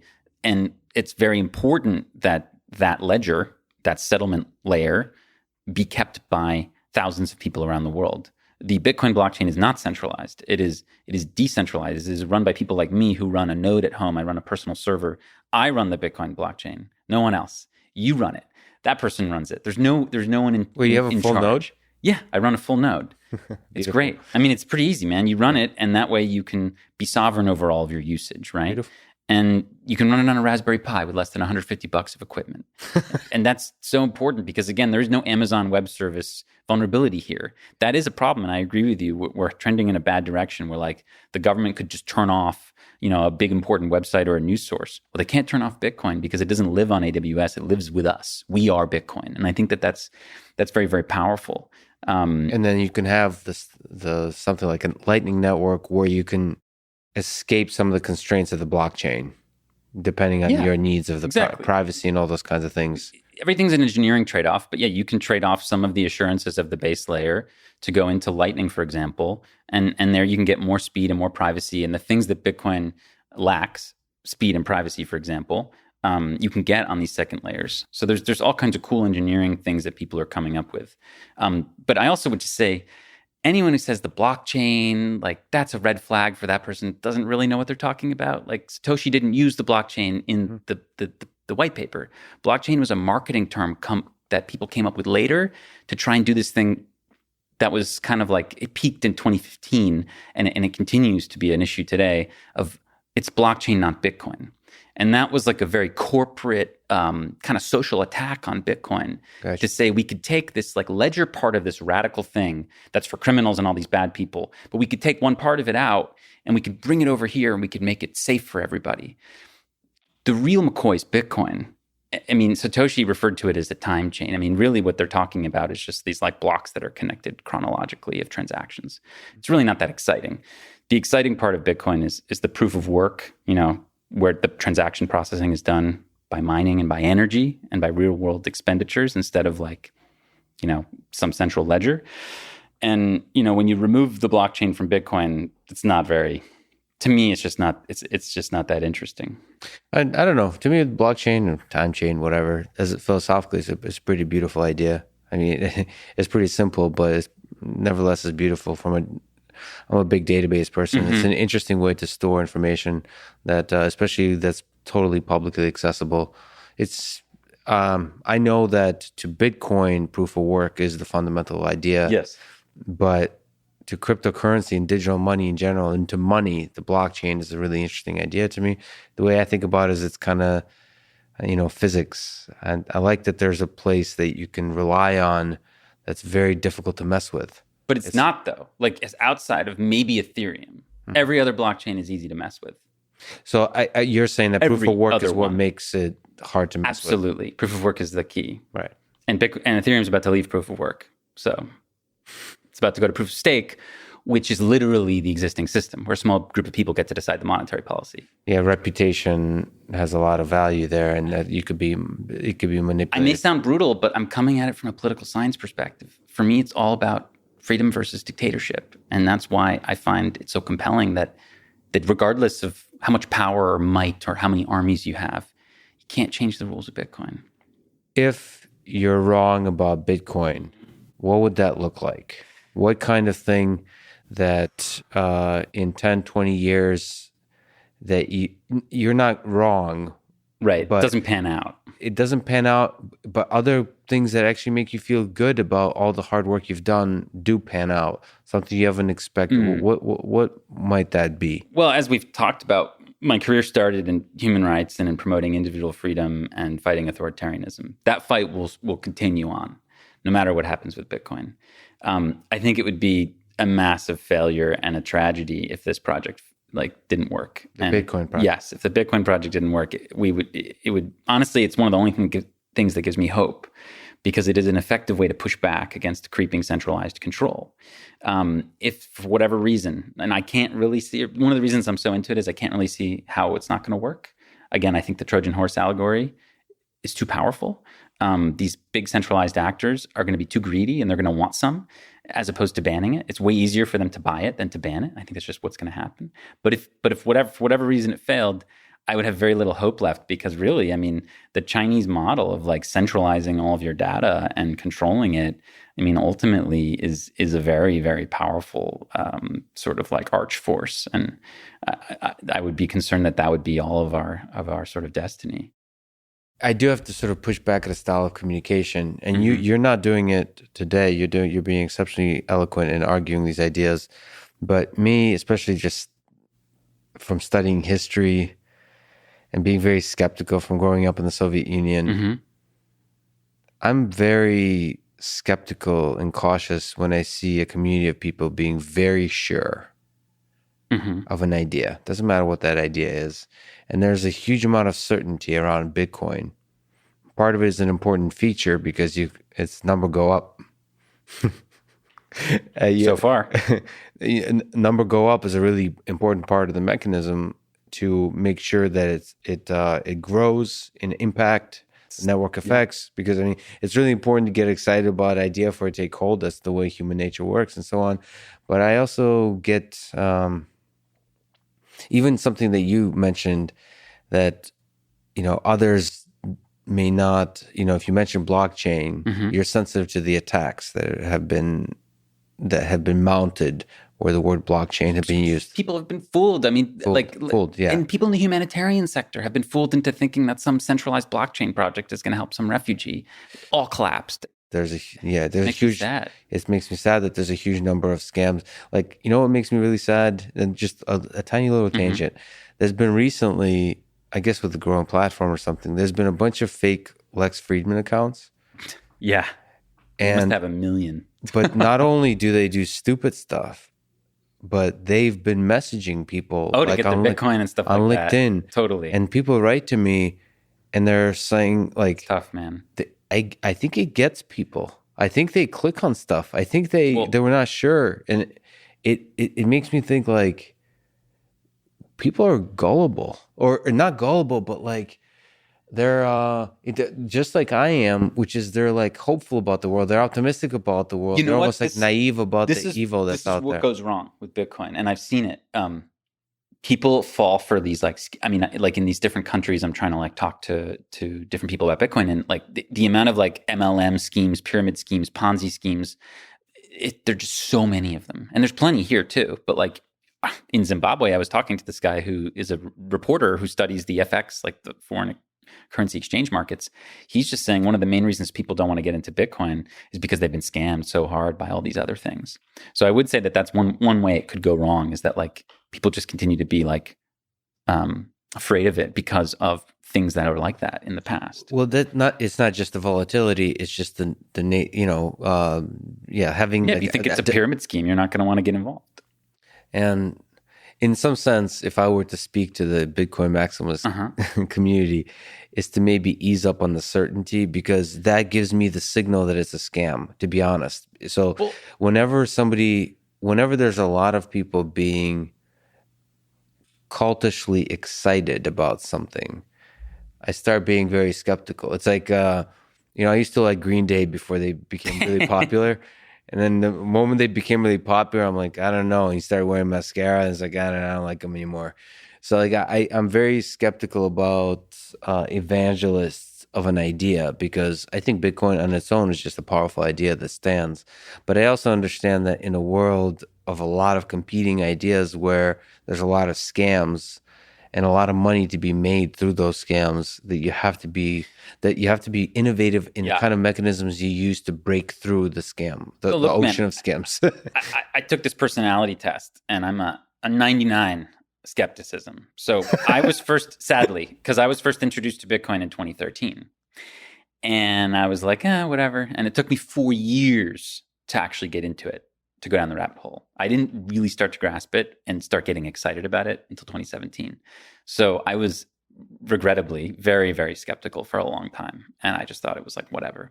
So I appreciate that. And you should be skeptical.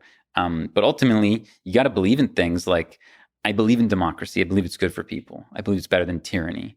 I believe in the internet. I know that we've had issues with centralization of the internet, but I still believe it's better to be connected than to have bridges between us. And I believe in Bitcoin. And to me, it's like a very similar progressive force that we're encountering. But I be skeptical. Nothing will befall you that's bad if you're like cautious and skeptical. That's like a good mentality to have. One thing we haven't talked about, all of the violations of the human rights that authoritarian regimes do. Mm-hmm. There's not a positive, but you mentioned that nationalism is a drug. Yeah. There's something beautiful about loving your country, having pride in your country, loving there's a feeling of belonging. It could be country, it could be tribe, it could be family. That's really powerful. And that speaks to human nature as well.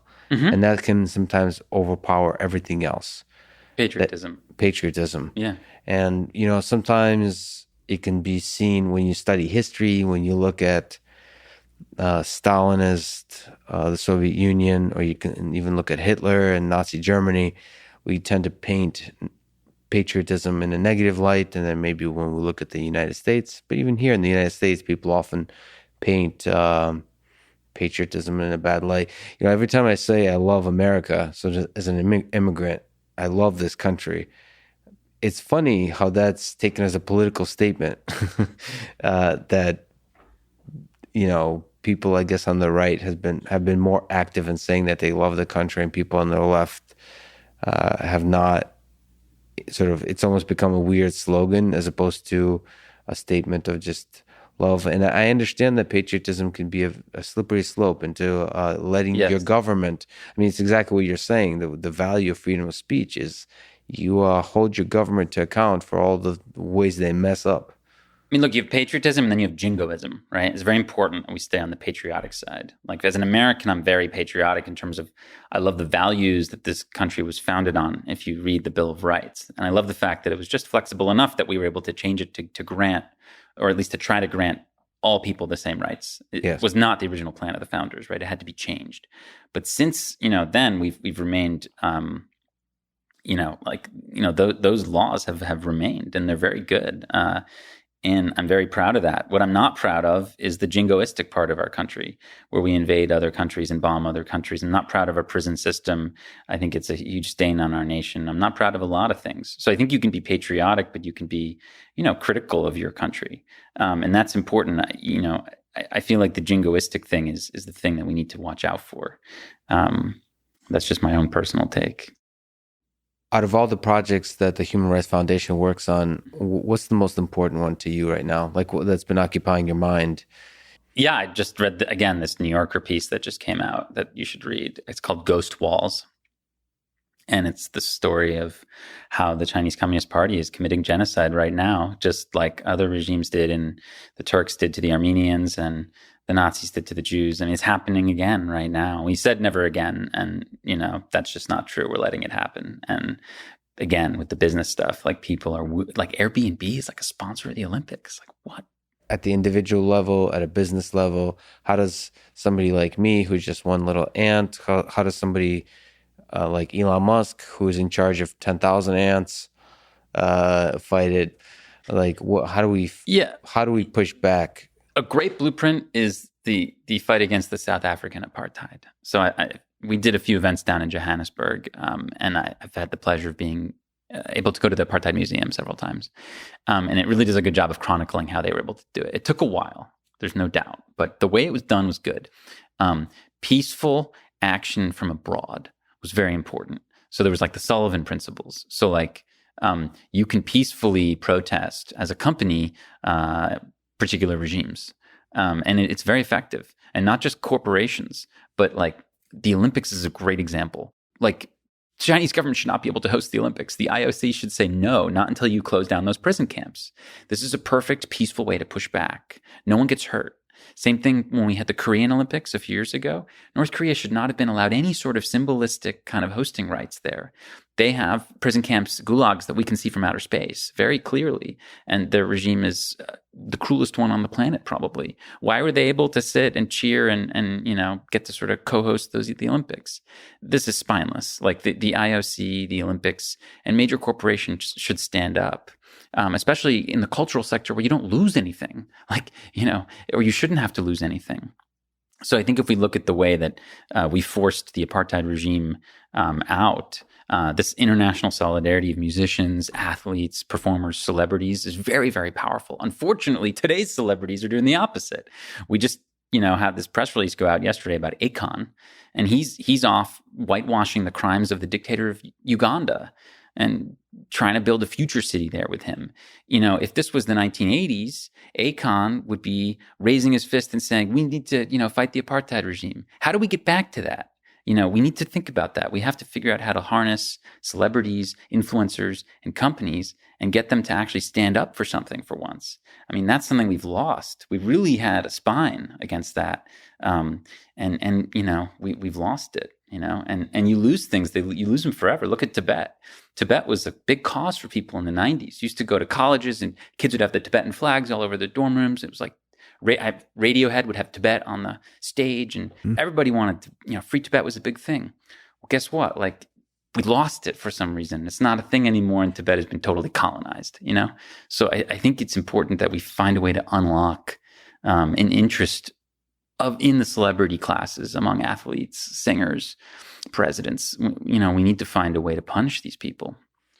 Yeah, it's surprising because we've become more and more connected, so we can communicate more effectively at a large scale, and yet we seem to be worse and worse at real activism. It seems like the outrage that's overtaken the communication channels has been very U.S. focused and often more about outrage and less about productive activism. I'm very jaded. I mean, it's very difficult to do these things at scale effectively. I do not believe we will be successful in boycotting the Chinese Olympics. We weren't in 2008. I don't think, and they're much more evil now, and I don't think we're going to be able to do it this time.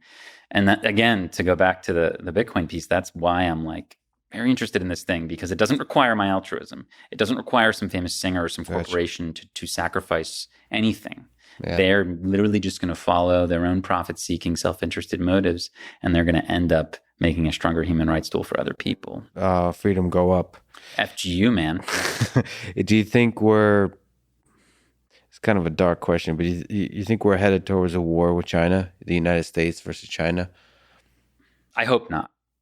In the cyberspace and potentially even a hot war? I think there's too many people with too much money to be lost to go to a hot war on both sides. But eventually someone's going to have to stand up. I mean, the subjugation of Hong Kong and the genocide of the Uyghurs and the colonization of Tibet.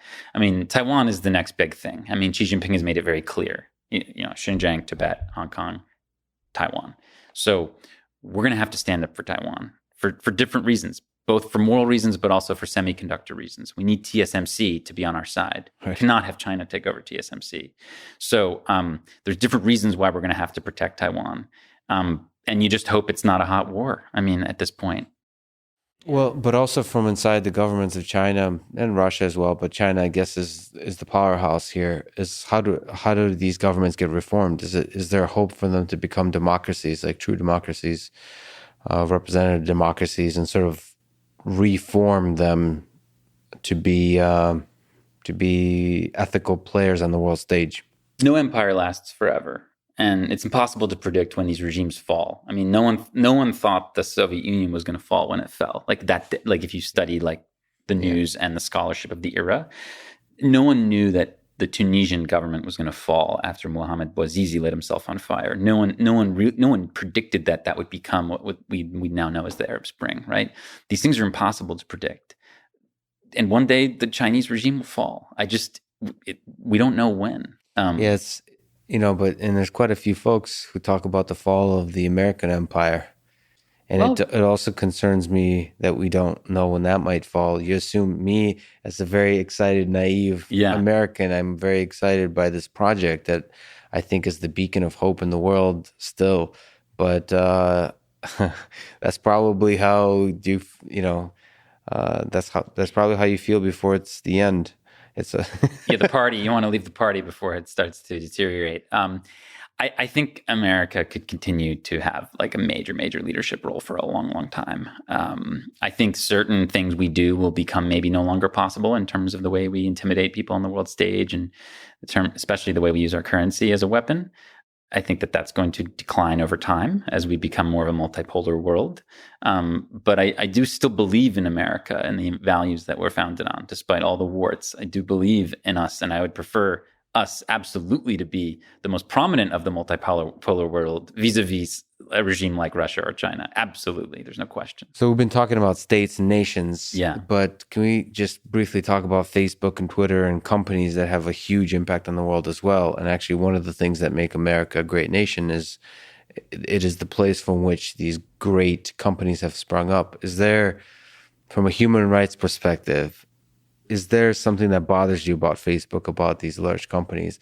Is there something we need to fix, something we need to be upset about, fight back on, reform, do some sort of real activism about? I'm very concerned about social media platforms and companies. It almost feels like we're losing the golden age of the internet, when we could like go online and interact with each other and share and not be worried about censorship. It feels like that was a golden age, like in the late 90s, 2000s. And now everything is becoming very politicized. And I'm not sure that there's a solution. Like, I don't think there's a button we can press to fix it. I'm kind of afraid that this is sort of just what happens when societies digitize. I think that certain opinions just become demonized in the sort of in the room, in the social room that we have on the internet. And I don't know if there's a magical solution there. I do know that there's technological solutions that will allow us to continue to communicate and for creators to reach their audiences without censorship. Mm-hmm. And that's very exciting. Like right now, you could be deplatformed from your from like whether it's Patreon or YouTube or whatever, and your bank account can be closed down, right? There are emerging ways that Adam Curry, like the Podfather, and a bunch of other people are experimenting with, where you can essentially have your audio podcast across a whole bunch of different platforms. So, it's censorship resistant, and then your audience can pay you over Lightning in streaming money. Like they can stream you money as they listen. Mm-hmm. So you're removing the whole advertising piece. You don't need to do advertising anymore. You have this direct relationship with your audience.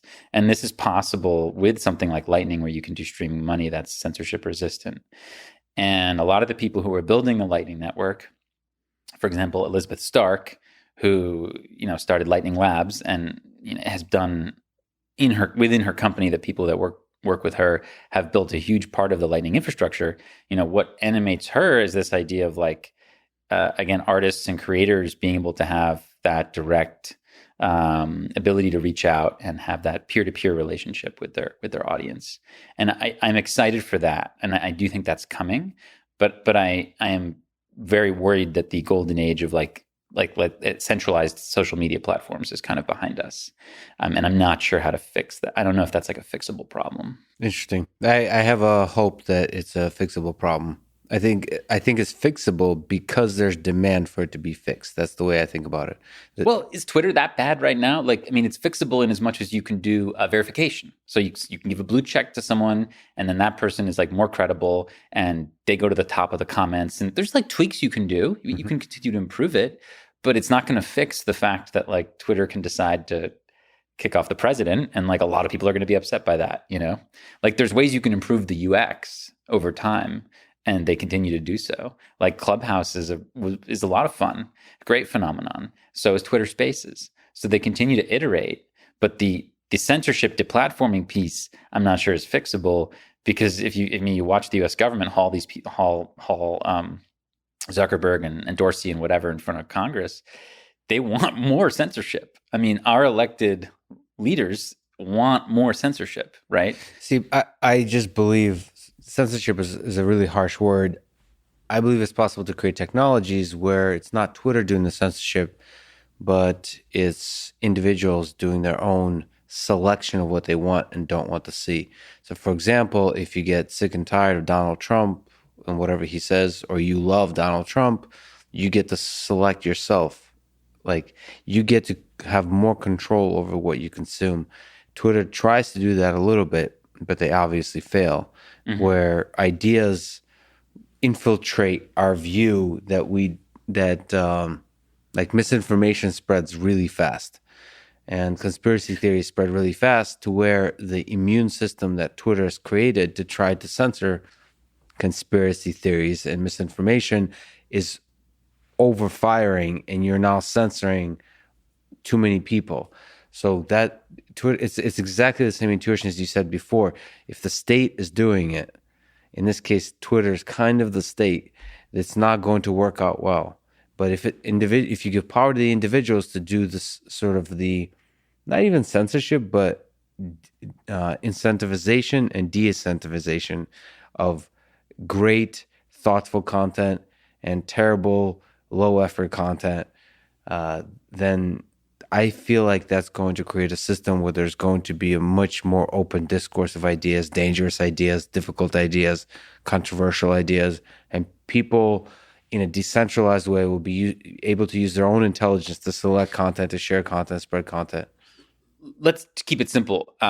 Let's look at one example, Twitter and Jack Dorsey. And I think it's quite clear that what he believes is the solution is, as you're kind of hinting at, a more kind of like regionalized system, which is not have one, or we call it federated system, right? Which does not just have like one company in charge of everything, but there's an open protocol, and then there's like different instances, right? So Jack's dream for Twitter is that Twitter is this open protocol that the Russian government can use, and the Chinese government can use, and the Iranian government can use, and the American government can use, and then Twitter as a company is going to use too. And you as the customer decide which implementation you want to join. And there's going to be different censorship on each instance or each federation, but the protocol itself would be like untouchable. This is kind of like the idea behind the internet, right? There's like different parts of the internet that are censored, but like at the very bottom of the backbone of it, it's like this globally connected, relatively unstoppable thing, right? So I think that's a pretty good vision, and Twitter's working towards that with the blue sky initiative. We'll see. I'm a little skeptical that it like works out, because I use Mastodon, for example. Mm-hmm. Mastodon is an example of a federated social media. Now it's ruled by each instance is ruled by a benevolent dictator. It's just like, I happen to like this one, so I know. So rather than trust one dictator, Twitter, you could choose which dictator you want to trust. And that's kind of the federated model. And maybe we head that way, but you lose things. When it's federated, you lose the UX, you lose the slickness and the feel and all the millions of dollars that they spend on developers. Like Mastodon is like not anywhere close to as nice to use as Twitter. So I feel like it's this trade-off that we make with everything, where it's convenience, comfort, speed versus privacy and freedom, right? It's very hard to have something that gives you both. I don't know. I think it is a trade-off. Have you used one of these things that I have not. Like is good? The federated, they're not. They're not. But the federated, I don't think it's good. I think it requires genius. It requires skill. It requires great design to come up with a way to. There's a Pareto front here. There's a right way to hit that trade-off, and I honestly think there's the UX, the experience should be centralized. Should be designed by the company, but the data and like a lot of stuff that could be used to violate your basic rights should be owned by the individual. And I think there's a way to decouple those, like create an incredible experience to where you go there and you enjoy the market where you can share your data and have complete control over it, and always have, I mean, there's a lot of basic UX ideas. Like, just as an example, Yeah. I think there should always be, in everything you design, a one button that's always there that says, forget I ever existed. Delete everything you know about me. Yeah. And maybe it's one button that you click and it asks, are you sure? And you have to be able to say yes. Like, that's a feature that's fundamental to a good social network, I believe. Like, currently social networks, first of all, most of them don't allow you to do that. They don't make it transparent how much data they had, who they shared it with, and they also make it exceptionally difficult to delete accounts. So, like, that's a very basic starting point. But that having that button means that you have control. But that's step one of the control. There's a transparency of knowing exactly when what data is being shared about you, how much data is already being recorded about you. All that is transparency. And I believe that's a really good business model, because when there's transparency and control, people would be willing to give over a lot more data as long as they know what they're giving over, as long as they know what they can delete. Yeah, I guess maybe you're more optimistic about people caring.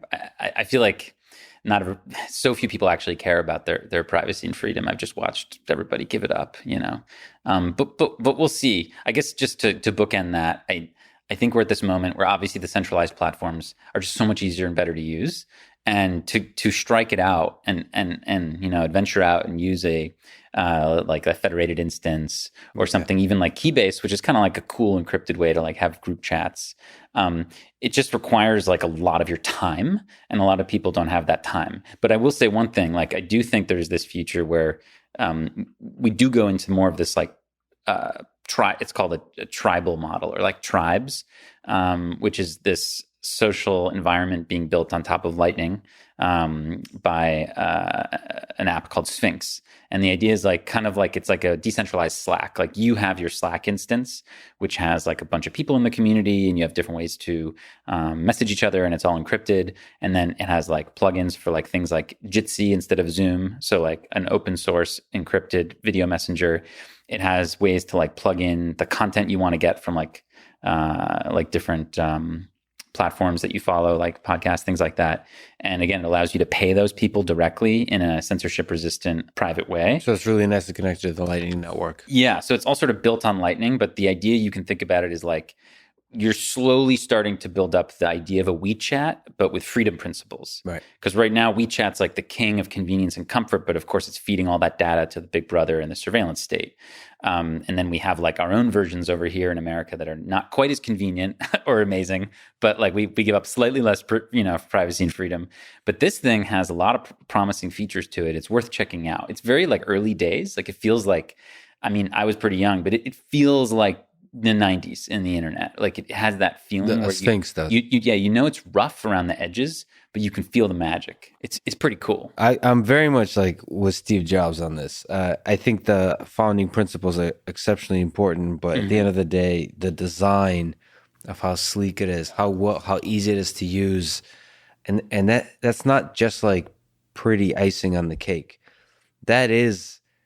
The icing is the cake. Yeah. Because like how easy it is to use, how natural it is. It's the Trojan horse thing. Like you don't get it has to be pretty and shiny. It has to fundamentally connect to the basics of human nature, which is what is pleasant to use, what feels good to use. You have to, to trick people into eating the broccoli, you have to put like a delicious whatever on PGP it. PGP is like kind of a pain to use, right? You want privacy. Yeah, so Signal's an upgrade. Way better. Yep. I mean, and it's way better than it was 5 years ago. And it's not quite as good as not quite as seamless, right, as like a WhatsApp yet, but it's almost there. And they were able to do it. Yeah. And you're going to see that with Bitcoin wallets as well. I mean, they're almost there. They're like, if you use like a Moon wallet is like, I mean, it's so cool looking and it's so seamless, and they've spent so many hours thinking about your experience. We are getting there. Whereas 10 years ago, it was like impossible to use. One of the things that Signal doesn't have, and I believe these kinds of applications need to have is like I hate the term, but killer app, which is like a dumb but very viral and popular reason to switch. I didn't see exactly. I mean, I've been using Signal, but I haven't seen a big reason to well, you're on it, man. To switch. I mean, the reason. No, but I haven't switched everything to it. You know what I mean? The exodus to Signal was in January. They had a huge user surge for two main reasons. One, hilariously enough, of course, was Elon tweeted like you should use Signal, right? Which is not insignificant. And then the other one was that like WhatsApp changed kind of some of its terms of service and like announced to all of its users in this little pop up. That it was going to be sort of like changing the way it handled your data. That spooked a lot of people. Mm-hmm. So these two things really combined, and tens of millions of people in the following weeks between January and February joined Signal. It's like it really has had its day in the sun, and they are like frantically trying to keep up with it. Like, and it's really nice to see that that this encrypted messaging service, which prioritizes your privacy in a way that the government again may know like the metadata, but doesn't know exactly what you're saying unless they can get your hands on your phone. I think that's very, very powerful. So it can be done. I don't want to be too jaded here. I think it can be done. Yeah, I think so. I think we can fight back, and I think we can continue to make these digital communications tools and platforms in a way that really benefits us. Yeah, I'm not sure, but I'm hopeful as well. I'm hopeful that if you look at the trend of technologies, they ultimately are ones that respect privacy, respect security, and basic human rights. I mean, that's at least the hope. So Garry Kasparov, I'm Russian. He means a lot to me on a personal level. He is the chairman of Human Rights Foundation. What does Garry have to do with anything? What's your relationship like with him? Do you like chess? What are his specific focuses and ideas around the HRF? Can you just speak to it in general? Yeah, so our chairman at the Human Rights Foundation was Václav Havel, who, of course, was like the famous Czech democracy activist who helped lead the Velvet Revolution and then ended up becoming the first democratically elected leader of the Czech Republic after the Soviet Union fell. He passed away in 2011. And it was very difficult to find a replacement because who can fill Havel's shoes, Yeah. But if one could, it would be Garry, right? So we really tried to get Garry to join, and thankfully he agreed. And we've had an amazing relationship with Garry over the years. I mean, he's been relentless in his pursuit of freedom. I mean, he could have retired and taken his career in a different direction, and he could be hanging out with Putin and have a pleasure yacht and all kinds of stuff. But he decided to risk it. And if you actually study like the times when he was running for president in Russia, Masha Gessen followed him around in The Man Without a Face. It's a great, great book about Putin. There's a fabulous chapter where she's following around Garry when he's campaigning. And I mean, that he risked a lot. I mean, he can't go back to Russia anymore. He gave up his country. He's given up a huge amount to be able to speak his mind and to have this dream, this beautiful vision of a free and democratic Russia. He really believes in it. It's been a great experience. I work very closely with Garry. We talk a lot. We do different things around the world together. He's come out to a lot of events in different cities around the world. And he's been a very active chairman. This isn't some figurehead. He's very involved, and it's really, really great. I mean, everything he's involved with is, as one journalist who attends our events says, when he walks in the room, the average IQ of the room goes up pretty significantly. I'm not a big chess person, unfortunately, so I have not been able to connect with him on that. But I think he probably would prefer it that way. All he gets is people who want to talk to him about chess. Yeah. So here we can talk about kind of human rights strategy and how to improve our fight against dictators.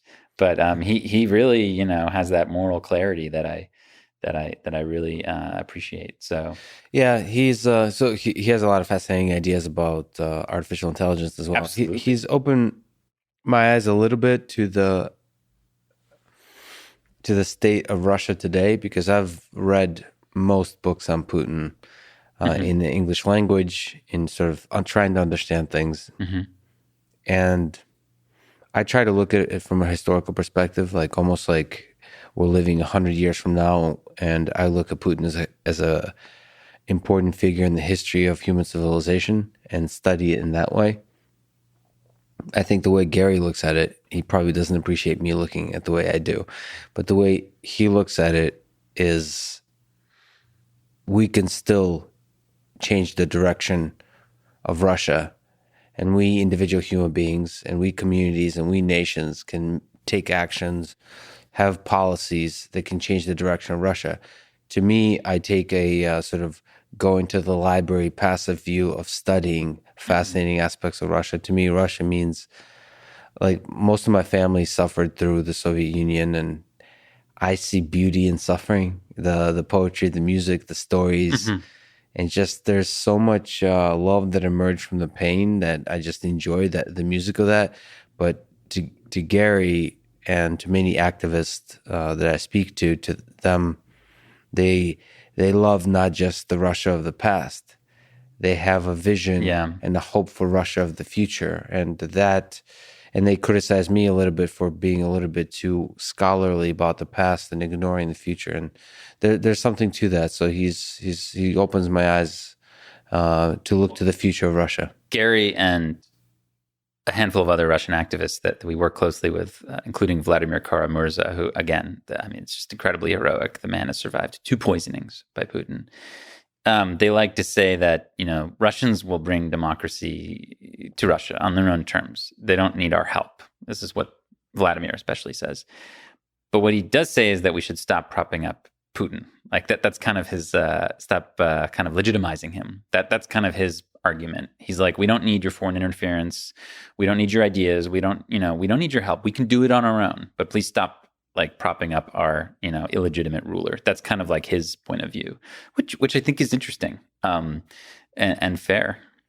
Yeah. Let me just say on one unrelated comment, some people criticize me and others, like Joe Rogan, for giving people a platform. I think in some cases that's applicable, but I think in most cases, knowledge is power. And there's no such thing as giving a platform. The conversation just shines a light, as long as you shine the light well.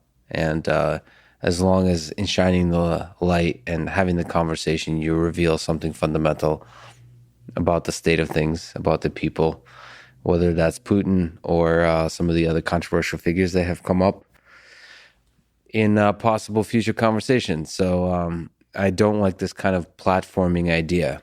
I think conversations save us. They don't destroy us.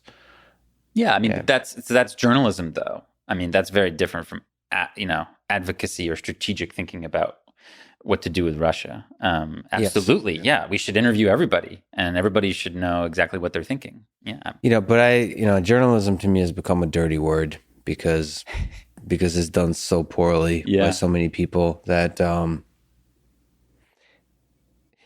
listen to sometimes certain programs like, I don't know, like Meet the Press and the Fox Sunday program, just certain things, just to tune in and see what different news medias are paying attention to. And the kind of interviews they do, is like 5 minutes at most, but usually it's like 1 minute. It's these quick clip things. And it's very gotcha, and they're looking for ways to sort of grab almost a misstatement. They want to catch you off guard. They want to ask the quote, like the harsh question, but without any of the dance of conversation that reveals the truth. You can't just get to the truth by asking it.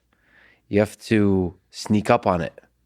And I think that's an art form, and I think that art form involves long form conversation. Like, I'm a huge believer in I guess that's what's called, I don't know, in-depth journalism or whatever, like where you spend months or years on a story. Yeah. And that in that same way, I think of long form conversation is like you spend many hours and you spend months and years preparing for those many hours, but like it's not this like short form trying to get the most controversial little tidbit of a story out.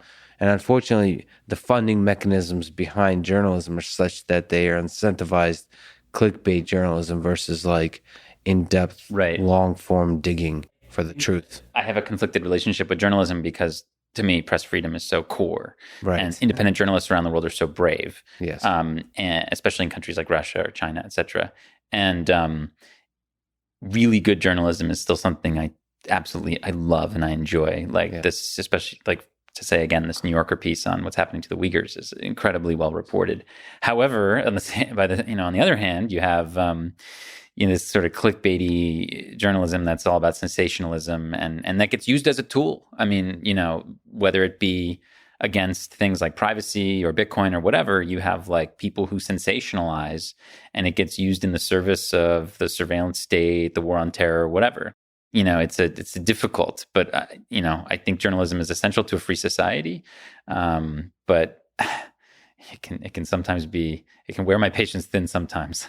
It's been to be honest, it's been a huge burden on me personally. If I were to just turn this into a therapy session for a brief moment, when I look at people, when I interact with people, I'd like to see the best in them, and the burden that weighs heavy on me is sometimes people I talk to may not be good people, and I'd love to. I believe everybody has good in them, and I try to focus on that.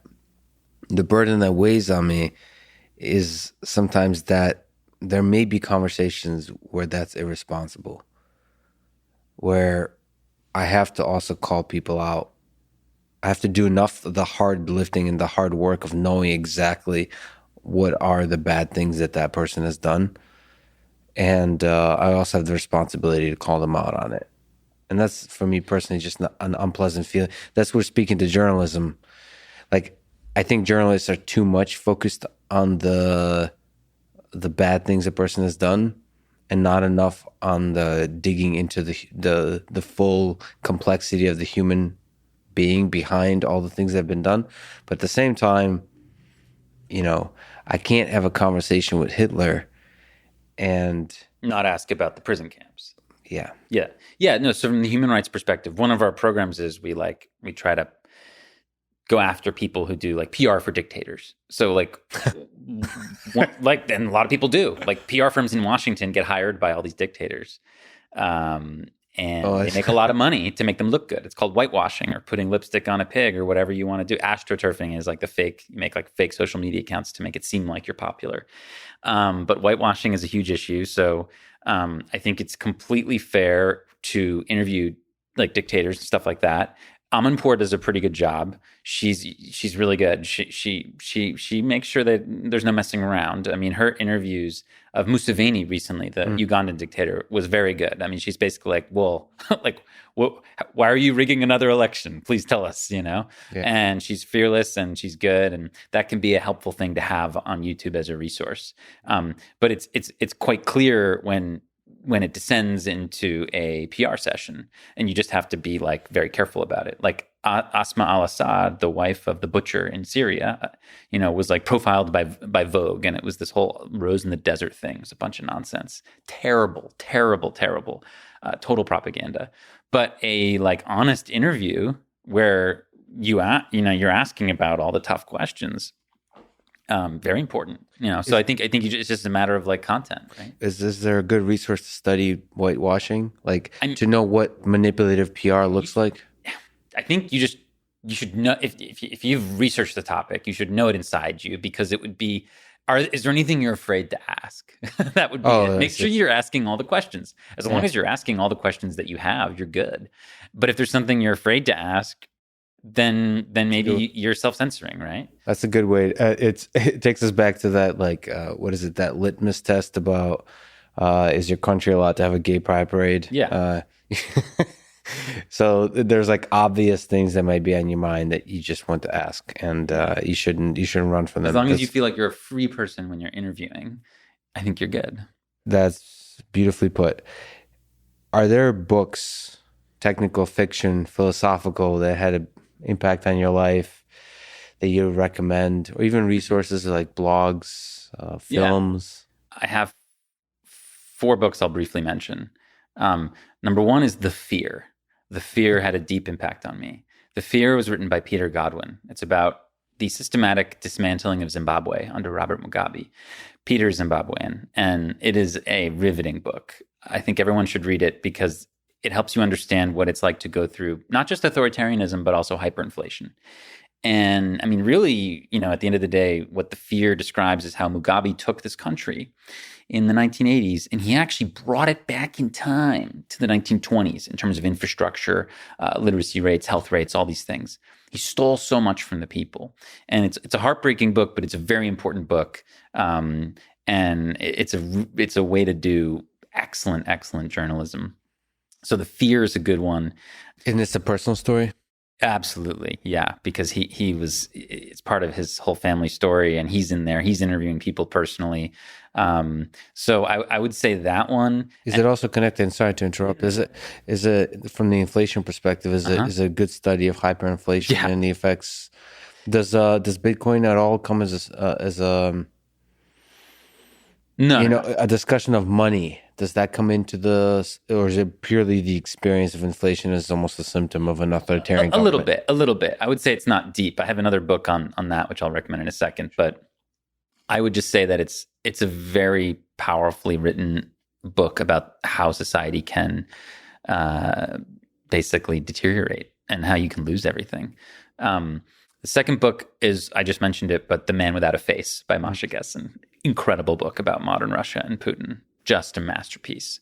So that would be one of your favorite books about Putin and Russia. That one's the best. I mean, she's just so fearless, incredible. She interviews Putin in the book at the end. It's really good. Third one is a fiction book called The Mandibles, written by Lionel Shriver. This one's good. It's a good gift book. It's funny. It's dark. It's witty.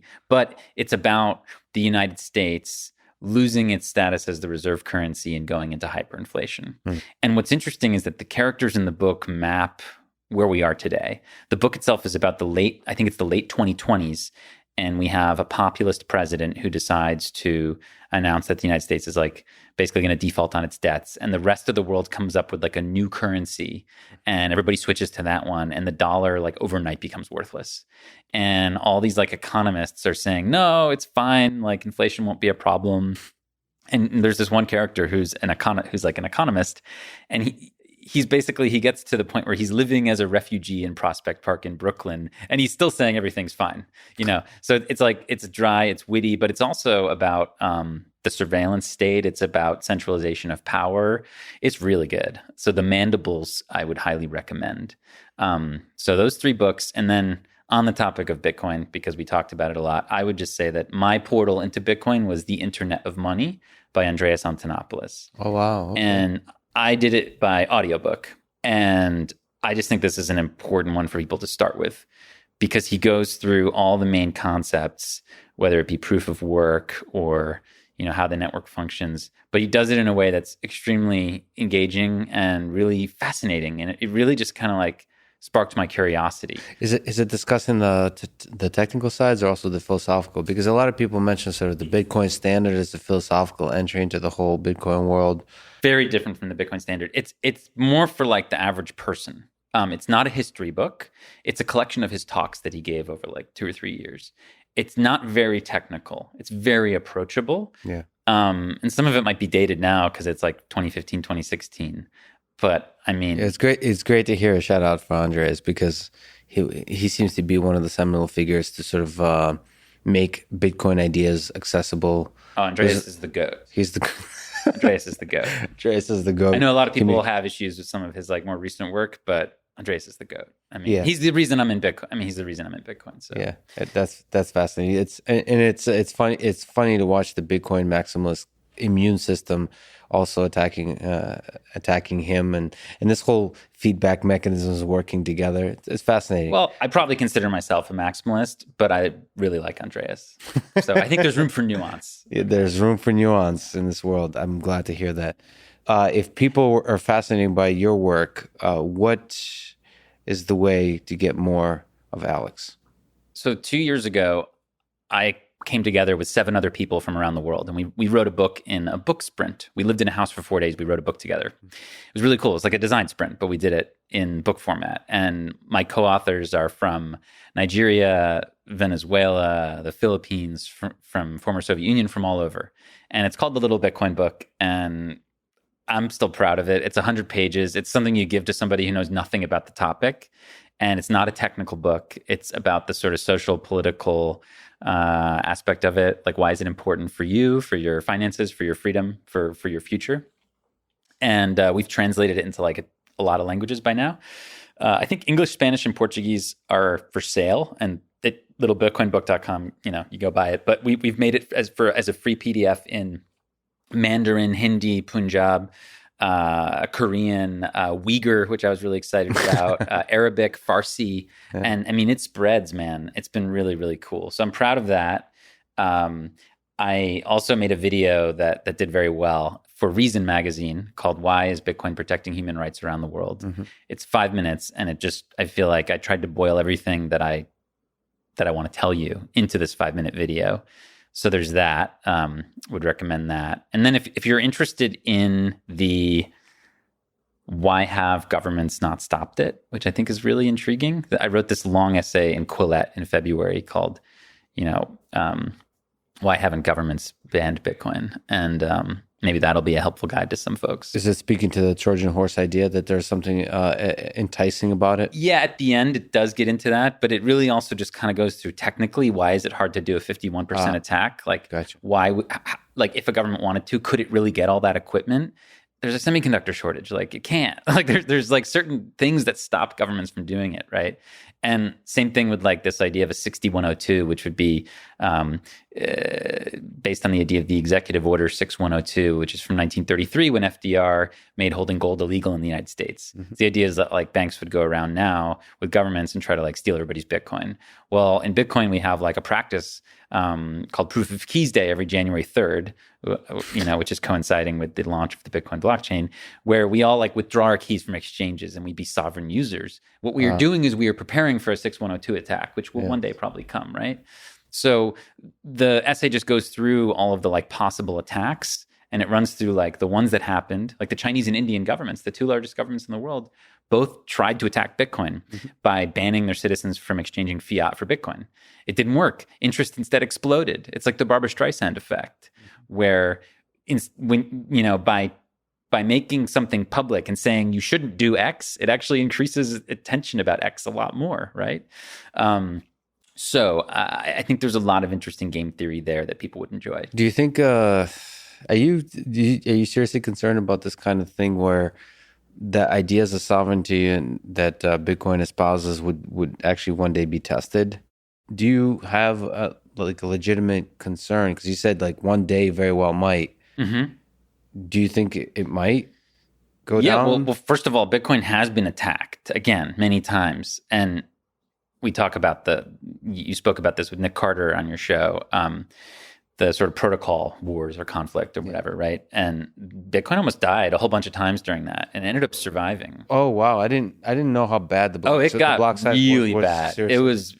It was a sort of a very existential threat, and Bitcoin survived, and that's why I am so intrigued by it. Is that it basically survived an attack in an environment several years ago when Bitcoin was much more vulnerable than it is today.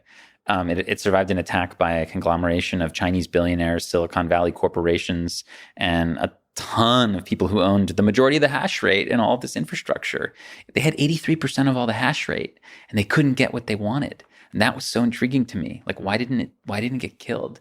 So as Nick said, I think you should read The Block Size War, which is a book that you can get on Amazon by Jonathan Beer. Really good, kind of like really important to understand the scaling conflict and the visions over the different visions of what Bitcoin should be. And, again, people like me believe it should be a freedom tool, not like a payments technology for retail. And I'm glad it worked out the way it did, because it almost didn't. Do you think humans' civilization will destroy itself?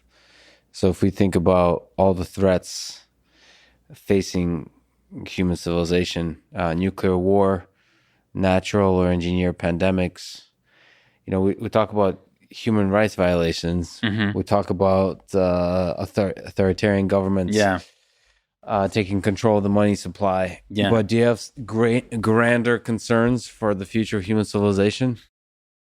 Do you have hope for us becoming a multiplanetary species? Yeah, I mean, I guess long term we'd want to decentralize, right? We don't want a single point of failure in the physical space. The Earth is a single point of failure. But no, I mean, you look at all this kind of like space fiction, and I mean, who would want to live on Mars, man? It's like a freaking desert. I mean, the Earth is so beautiful. I hope we can save it. It's just so gorgeous. When you look at the Earth compared to any other like exoplanet or whatever you look at it, I mean, the Earth is so spectacular and wondrous and singular. I think we've got to do everything we can to save it here. That's funny. I mean, I sure a lot of people would have said that about Europe before the explorers ventured out, Columbus and the rest out into the unknown. The thing about human nature is that we are explorers too. We are. Some small fraction of us are insane enough to explore in the most dangerous grounds, and I'm pretty sure there's quite a few people that would love to take the first step on Mars, the first few steps on Mars, in the harshest of environments, even when the odds of survival are extremely low. And I'm thankful for those people as I sit back and drink my vodka back here on Earth and enjoy good friendships, because I think ultimately that step to Mars is going to be a first step into exploring and colonizing the rest of the galaxy. Mars might be a harsh environment, but maybe space is not. Like other planets, other exoplanets, but also forget planets, just creating colonies that float about in space. There's exciting technologies that are yet to be discovered, yet to be engineered and built, that I think require that first painful step. Like, the journey of 1,000 miles starts with one step. I think Mars is that first step. Yeah, no, I was born the day before the Challenger blew up, and it was always so tragic for me to look back on that, because that really like altered our arc in terms of space exploration. Like, if that had not happened, we'd be on a very different arc. And I do respect and admire people pushing for exploration, but I at the same time, I want to recognize like we know how unique Earth is, and I do think we got to do everything we can to protect it. But I think you avoided answering the question if we're going to destroy ourselves. I guess. I guess. Are you if hopeful? We do not, you're okay. Fine. If we do not decentralize properly out into different physical spaces, probably. I guess. Yeah. And then, I mean, do you have concerns that are immediately facing you? So, not in terms of the injustices on the world, but nuclear war. Yeah. Look, I'm a lot more concerned about what's happening right now. Like what is destroying ourselves. If you were to go and see what's happening in Xinjiang or North Korea right now, or Eritrea, that is destroying ourselves. Yeah. And it's already happened. So I guess that's why I said that is. Yes. I mean, if you don't decentralize and power is completely under one person, life is destroyed as we know it. And you don't have to go into science fiction to know what a totalitarian hellscape dystopia is. There's several that exist already, and let's try to like help those people at the same time as we're trying to like push out into space. Would be my like counter, I guess. Yeah, I agree with you. In my mind, the sort of destruction and suffering are next door neighbors. So yeah, we don't need to destroy all of human civilization if a large fraction of it lives in conditions that we would equate to suffering. That's not a good world. Is there advice that you would give to young people today about life, about career, about how they can help a world where 53% are living under authoritarian governments, but in general, a world that's full of injustice, but also full of opportunity? Just thinking about my own upbringing, I went to a public school here, and we never learned about money. It was never part of our curriculum. Even personal finances was not part of our curriculum. You could take like an optional course to learn about like business or something. And I think that would be really valuable as a young person or as a teenager to start incorporating into your children's lives is like a curiosity about what is money. I think would be very healthy, regardless of what path that takes them down, because we don't think about it enough, either from an administrative sort of personal finance thing about like responsibility, or more fundamentally, like what is it and who creates it? Where did it come from? Both of those things are very important. So my advice to a young person would be to get to the point where you feel like you can answer the question, what is money? So you ultimately see money as kind of power and freedom and a mechanism of sovereignty. So core to everything. the United States, whether you want to call it the Pax Americana, the empire, the hyperpower, whatever you want to call this moment in time where the US is dominant around the world, it is because of the fact that we have this petrodollar system where we are able to force the Saudis and other oil producing nations to sell their oil in dollars. That is really inescapable, inseparable from our power. And that's very rarely talked about. And it's very important to understand. So yeah, if young people could start thinking about that stuff, it'd be good. I remember it sounds silly to say, but I remember being really uncomfortable that I was dependent on my parents at a young age for like financial. Well, you need to be 18 to have a bank account or whatever. Right. One of the people that we supported at HREF through we do software development funding for people in Bitcoin, open source projects. And he's one of the guys we funded is this very young, smart sort of prodigy. He's like 17. But one of the reasons he got into Bitcoin was because he wanted to have control of his money when he was like 14. Yeah. I mean, if you think in history, people who invented all kinds of incredible contributions to science or math, I mean, a lot of them did it before they were 15. Yeah. So think about that maturity that is capable and possible in many people. Like I've participated in some of the sort of selection processes for like the Teal Fellowship, which is like really amazing. Like these people who are 14, 15, 16 who don't need to go to college. They're already like so smart, they can figure it out, but they wouldn't be allowed to have a bank account, right? So, hey, no, that's kind of cool. Like now you have a permissionless money. You can open up yourself without permission from your parents. That's kind of cool. Yeah, that's fascinating to me. I feel like I would have loved my parents more if you had a little more separation. If I had freedom to fully realize myself, because I felt like I was a little bit trapped by, I don't know, it's not explicit, right? It's a little bit, it's like a subtle push that you're somehow dependent on them. I mean, part of that is like, I think it actually very much has to do not talking about money. Like what does it take to operate as an individual entity in this world? Like knowing that when you're 10 years old, knowing that when you're very young, so that then you see how amazing it is to have the support of your parents until you're 18. Like have that freedom, have the freedom to appreciate the value your parents bring, and at the same time, the freedom to leave in some capacity to carve your own path. I mean, like just all of that. I think for weirdos like me, especially because I was a very non-traditional path, that I think it would be very empowering, and certainly it would be empowering in the third world too. Not just weirdos like you. Yeah, I was going to mention one of the people I got who taught me about Bitcoin. Her name is Roya Mahbub. She's an Afghan technology CEO. And in 2013, she started paying her employees in Bitcoin because they were not allowed to open bank accounts. The women that worked for her, she started the country's first female, like all-female software company. And if they brought cash home, their like husbands or uncles or brothers would steal it from them. There's like a power, patriarchal dominance thing going on. But they had phones, and she was able to pay them in Bitcoin, and no one knew, and it gave them that power. And that's always stuck in my mind as a very interesting effect of this kind of thing, of permissionless money, like that it can be an empowerment tool. So absolutely.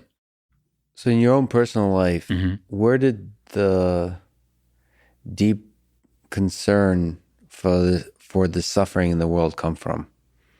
Where was that born? I was going to be an engineer, actually. And then in 2003, we invaded Iraq, and I got very interested in why we did that as a nation.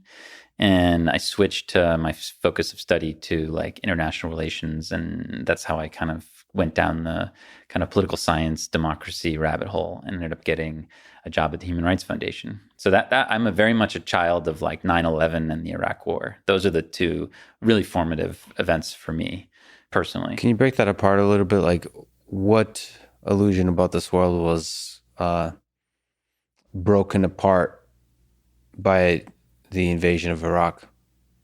Well, I think, first of all, 9/11 just shifted the world dynamics completely from a focus on big power politics between the US, Russia, and China to this new threat of Islamic terror.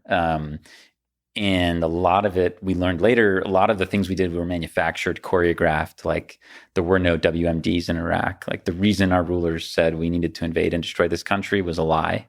And that I think has really been forgotten. Like I think a lot of like the Zoomers like today, don't really know a lot about that time period. I mean, it was pretty crazy. Unanimously, I mean, Democrat, Republican, like Joe Biden, Hillary Clinton, like, and the Republicans, everybody wanted to invade this country. And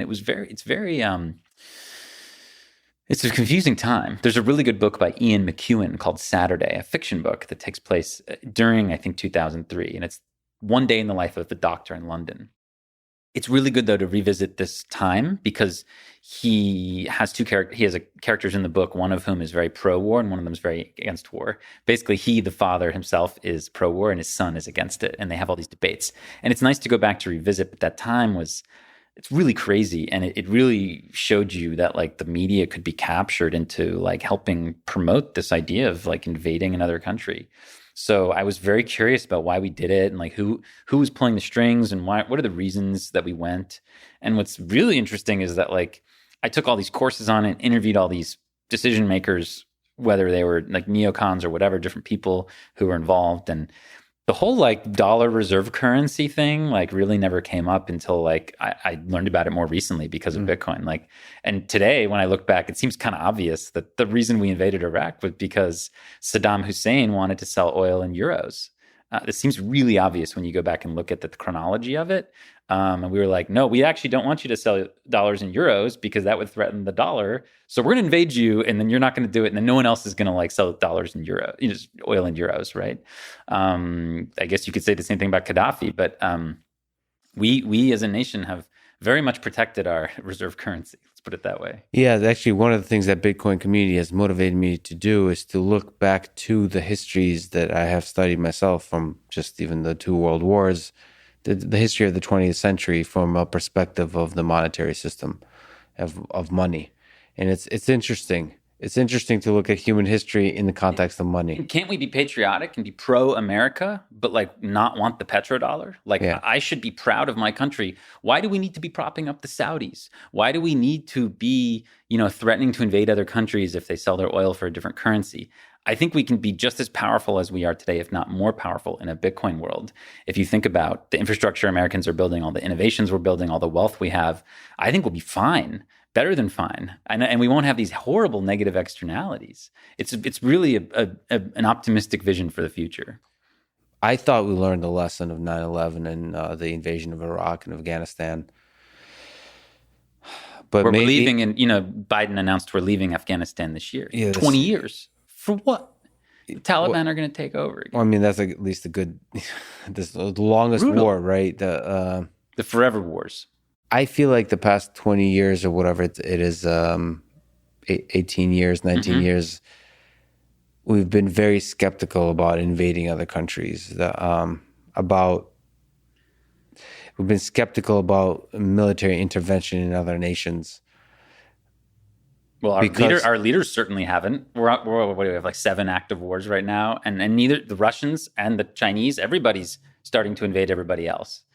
I mean, so yes, but I meant to a degree that I was worried about like hot conflicts with Iran, with North Korea, those kinds of things. Sure. That there was not as much warmongering as I was afraid about. But yes, you're absolutely right. We're still there's a big presence by the United States and other nations and across the world that's military. The military industrial complex is a thing that has huge detrimental ripple effects throughout the entirety of our governments. So the big question is, how do we prevent the rise of this like authoritarian surveillance state in China while at the same time kind of diffusing the military industrial complex on our side? That to me is like the biggest challenge of our time. I don't have the answer, but we should keep digging. Yeah, I believe there's a technological innovations. You're suggesting that perhaps one of the technological innovations is Bitcoin. Bitcoin's a big part of it. Yeah. On the money side, I think the information side, there's innovations that are open that's possible. And the political side, I'm the most skeptical about. I just feel like there's without hot wars that we don't seem to make any kind of progress. Bureaucracies just grow, corruption and greed grow, and human nature does not do well in the political arena. So I hope technology can outpace the darker sides of human nature.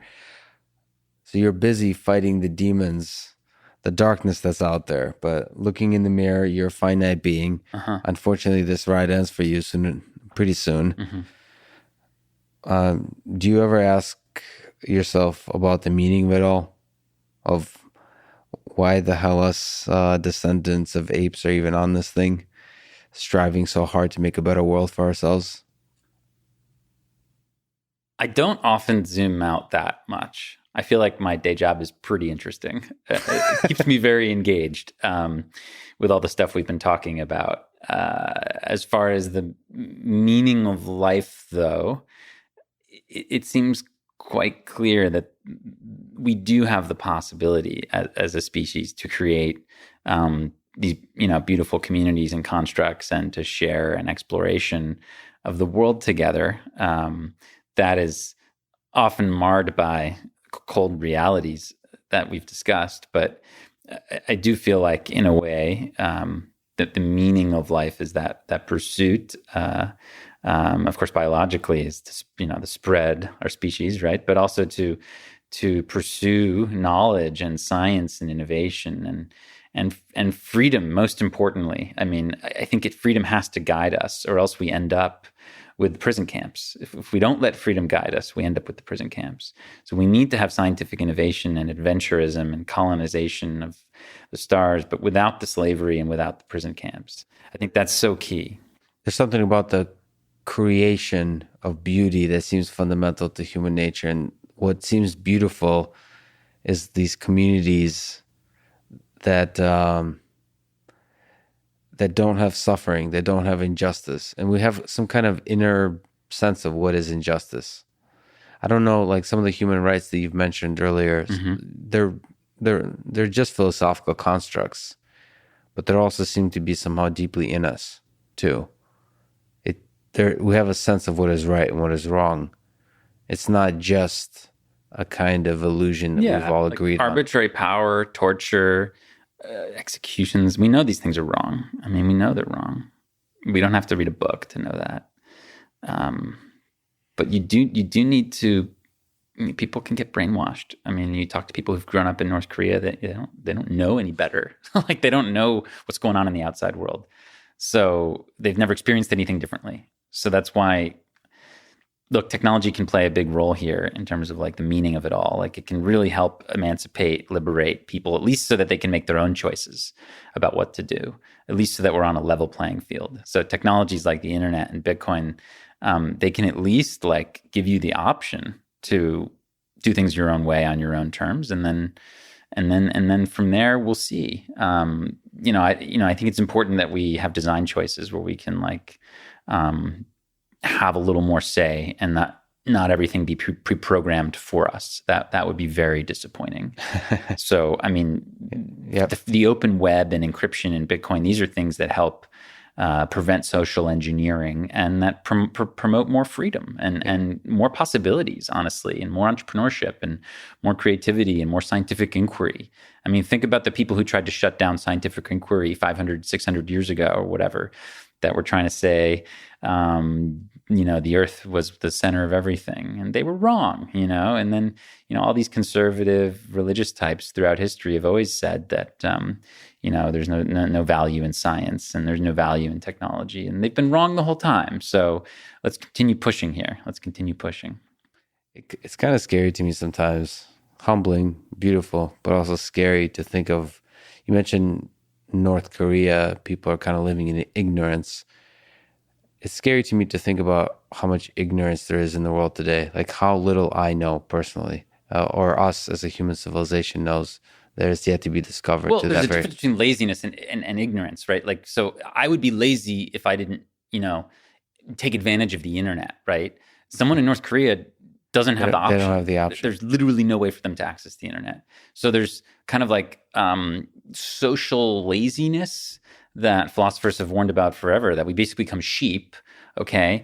And then there's actual like brainwashing and censorship that's possible, like by closing off your population and keeping them off like the internet, right? Mm-hmm. So I think these are two very different concepts. Absolutely. Right? But I also mean just like not even laziness, but cognitive limitations and just historical scientific limitations. Like, you know, we're a very young species. Like all of the exciting stuff we've been talking about have happened on the scale of decades, maybe centuries. We're very young in all the cool stuff we've come up with. And it's just humbling to think about how little we know. But you're right that, ultimately having the freedom to keep exploring, keep venturing out, even if we later discover that a lot of the stuff we've been doing now is ethically horrible. If you think about animals, or I think about robots a lot, the kind of things we might be doing to other consciousnesses that are here on Earth might be, we might see as atrocities later on. But ultimately, you have to have the freedom to explore those kinds of ideas. And without that freedom, you don't even get the chance to be lazy. Yeah. I mean, look, don't be a sheep. Okay. It's easy to be a sheep. No offense to sheep. And there's practical things, man. Yes. Get on Signal. Start encrypting your messages. Yeah. Take control over your privacy. The media doesn't want you to, but check out Bitcoin. You can be your own bank. You can transact with people around the world and no one can stop you. This can put a stop to a lot of arbitrary power and a lot of human rights violations. Don't use WeChat. Question more. Research what's happening in Xinjiang. I mean, learn about what's happening in the genocide in that country, and let's think about how we can build our societies so that we never have that kind of power concentration ever again. And each of us can make a difference. Alex, it's a huge honor to talk to you. I've been a fan of your work. A lot of people spoke really highly of you as one of the beacons of hope for our human civilization. So I'm really glad we got a chance to talk. Thank you for wasting all this time with me today. It's been an honor. Thanks, man. A lot of fun. Thanks for listening to this conversation with Alex Gladstein. To support this podcast, please check out our sponsors in the description. And now, let me leave you with some words from Alice Walker. The most common way people give up their power is by thinking they don't have any. Thank you for listening and hope to see you next time.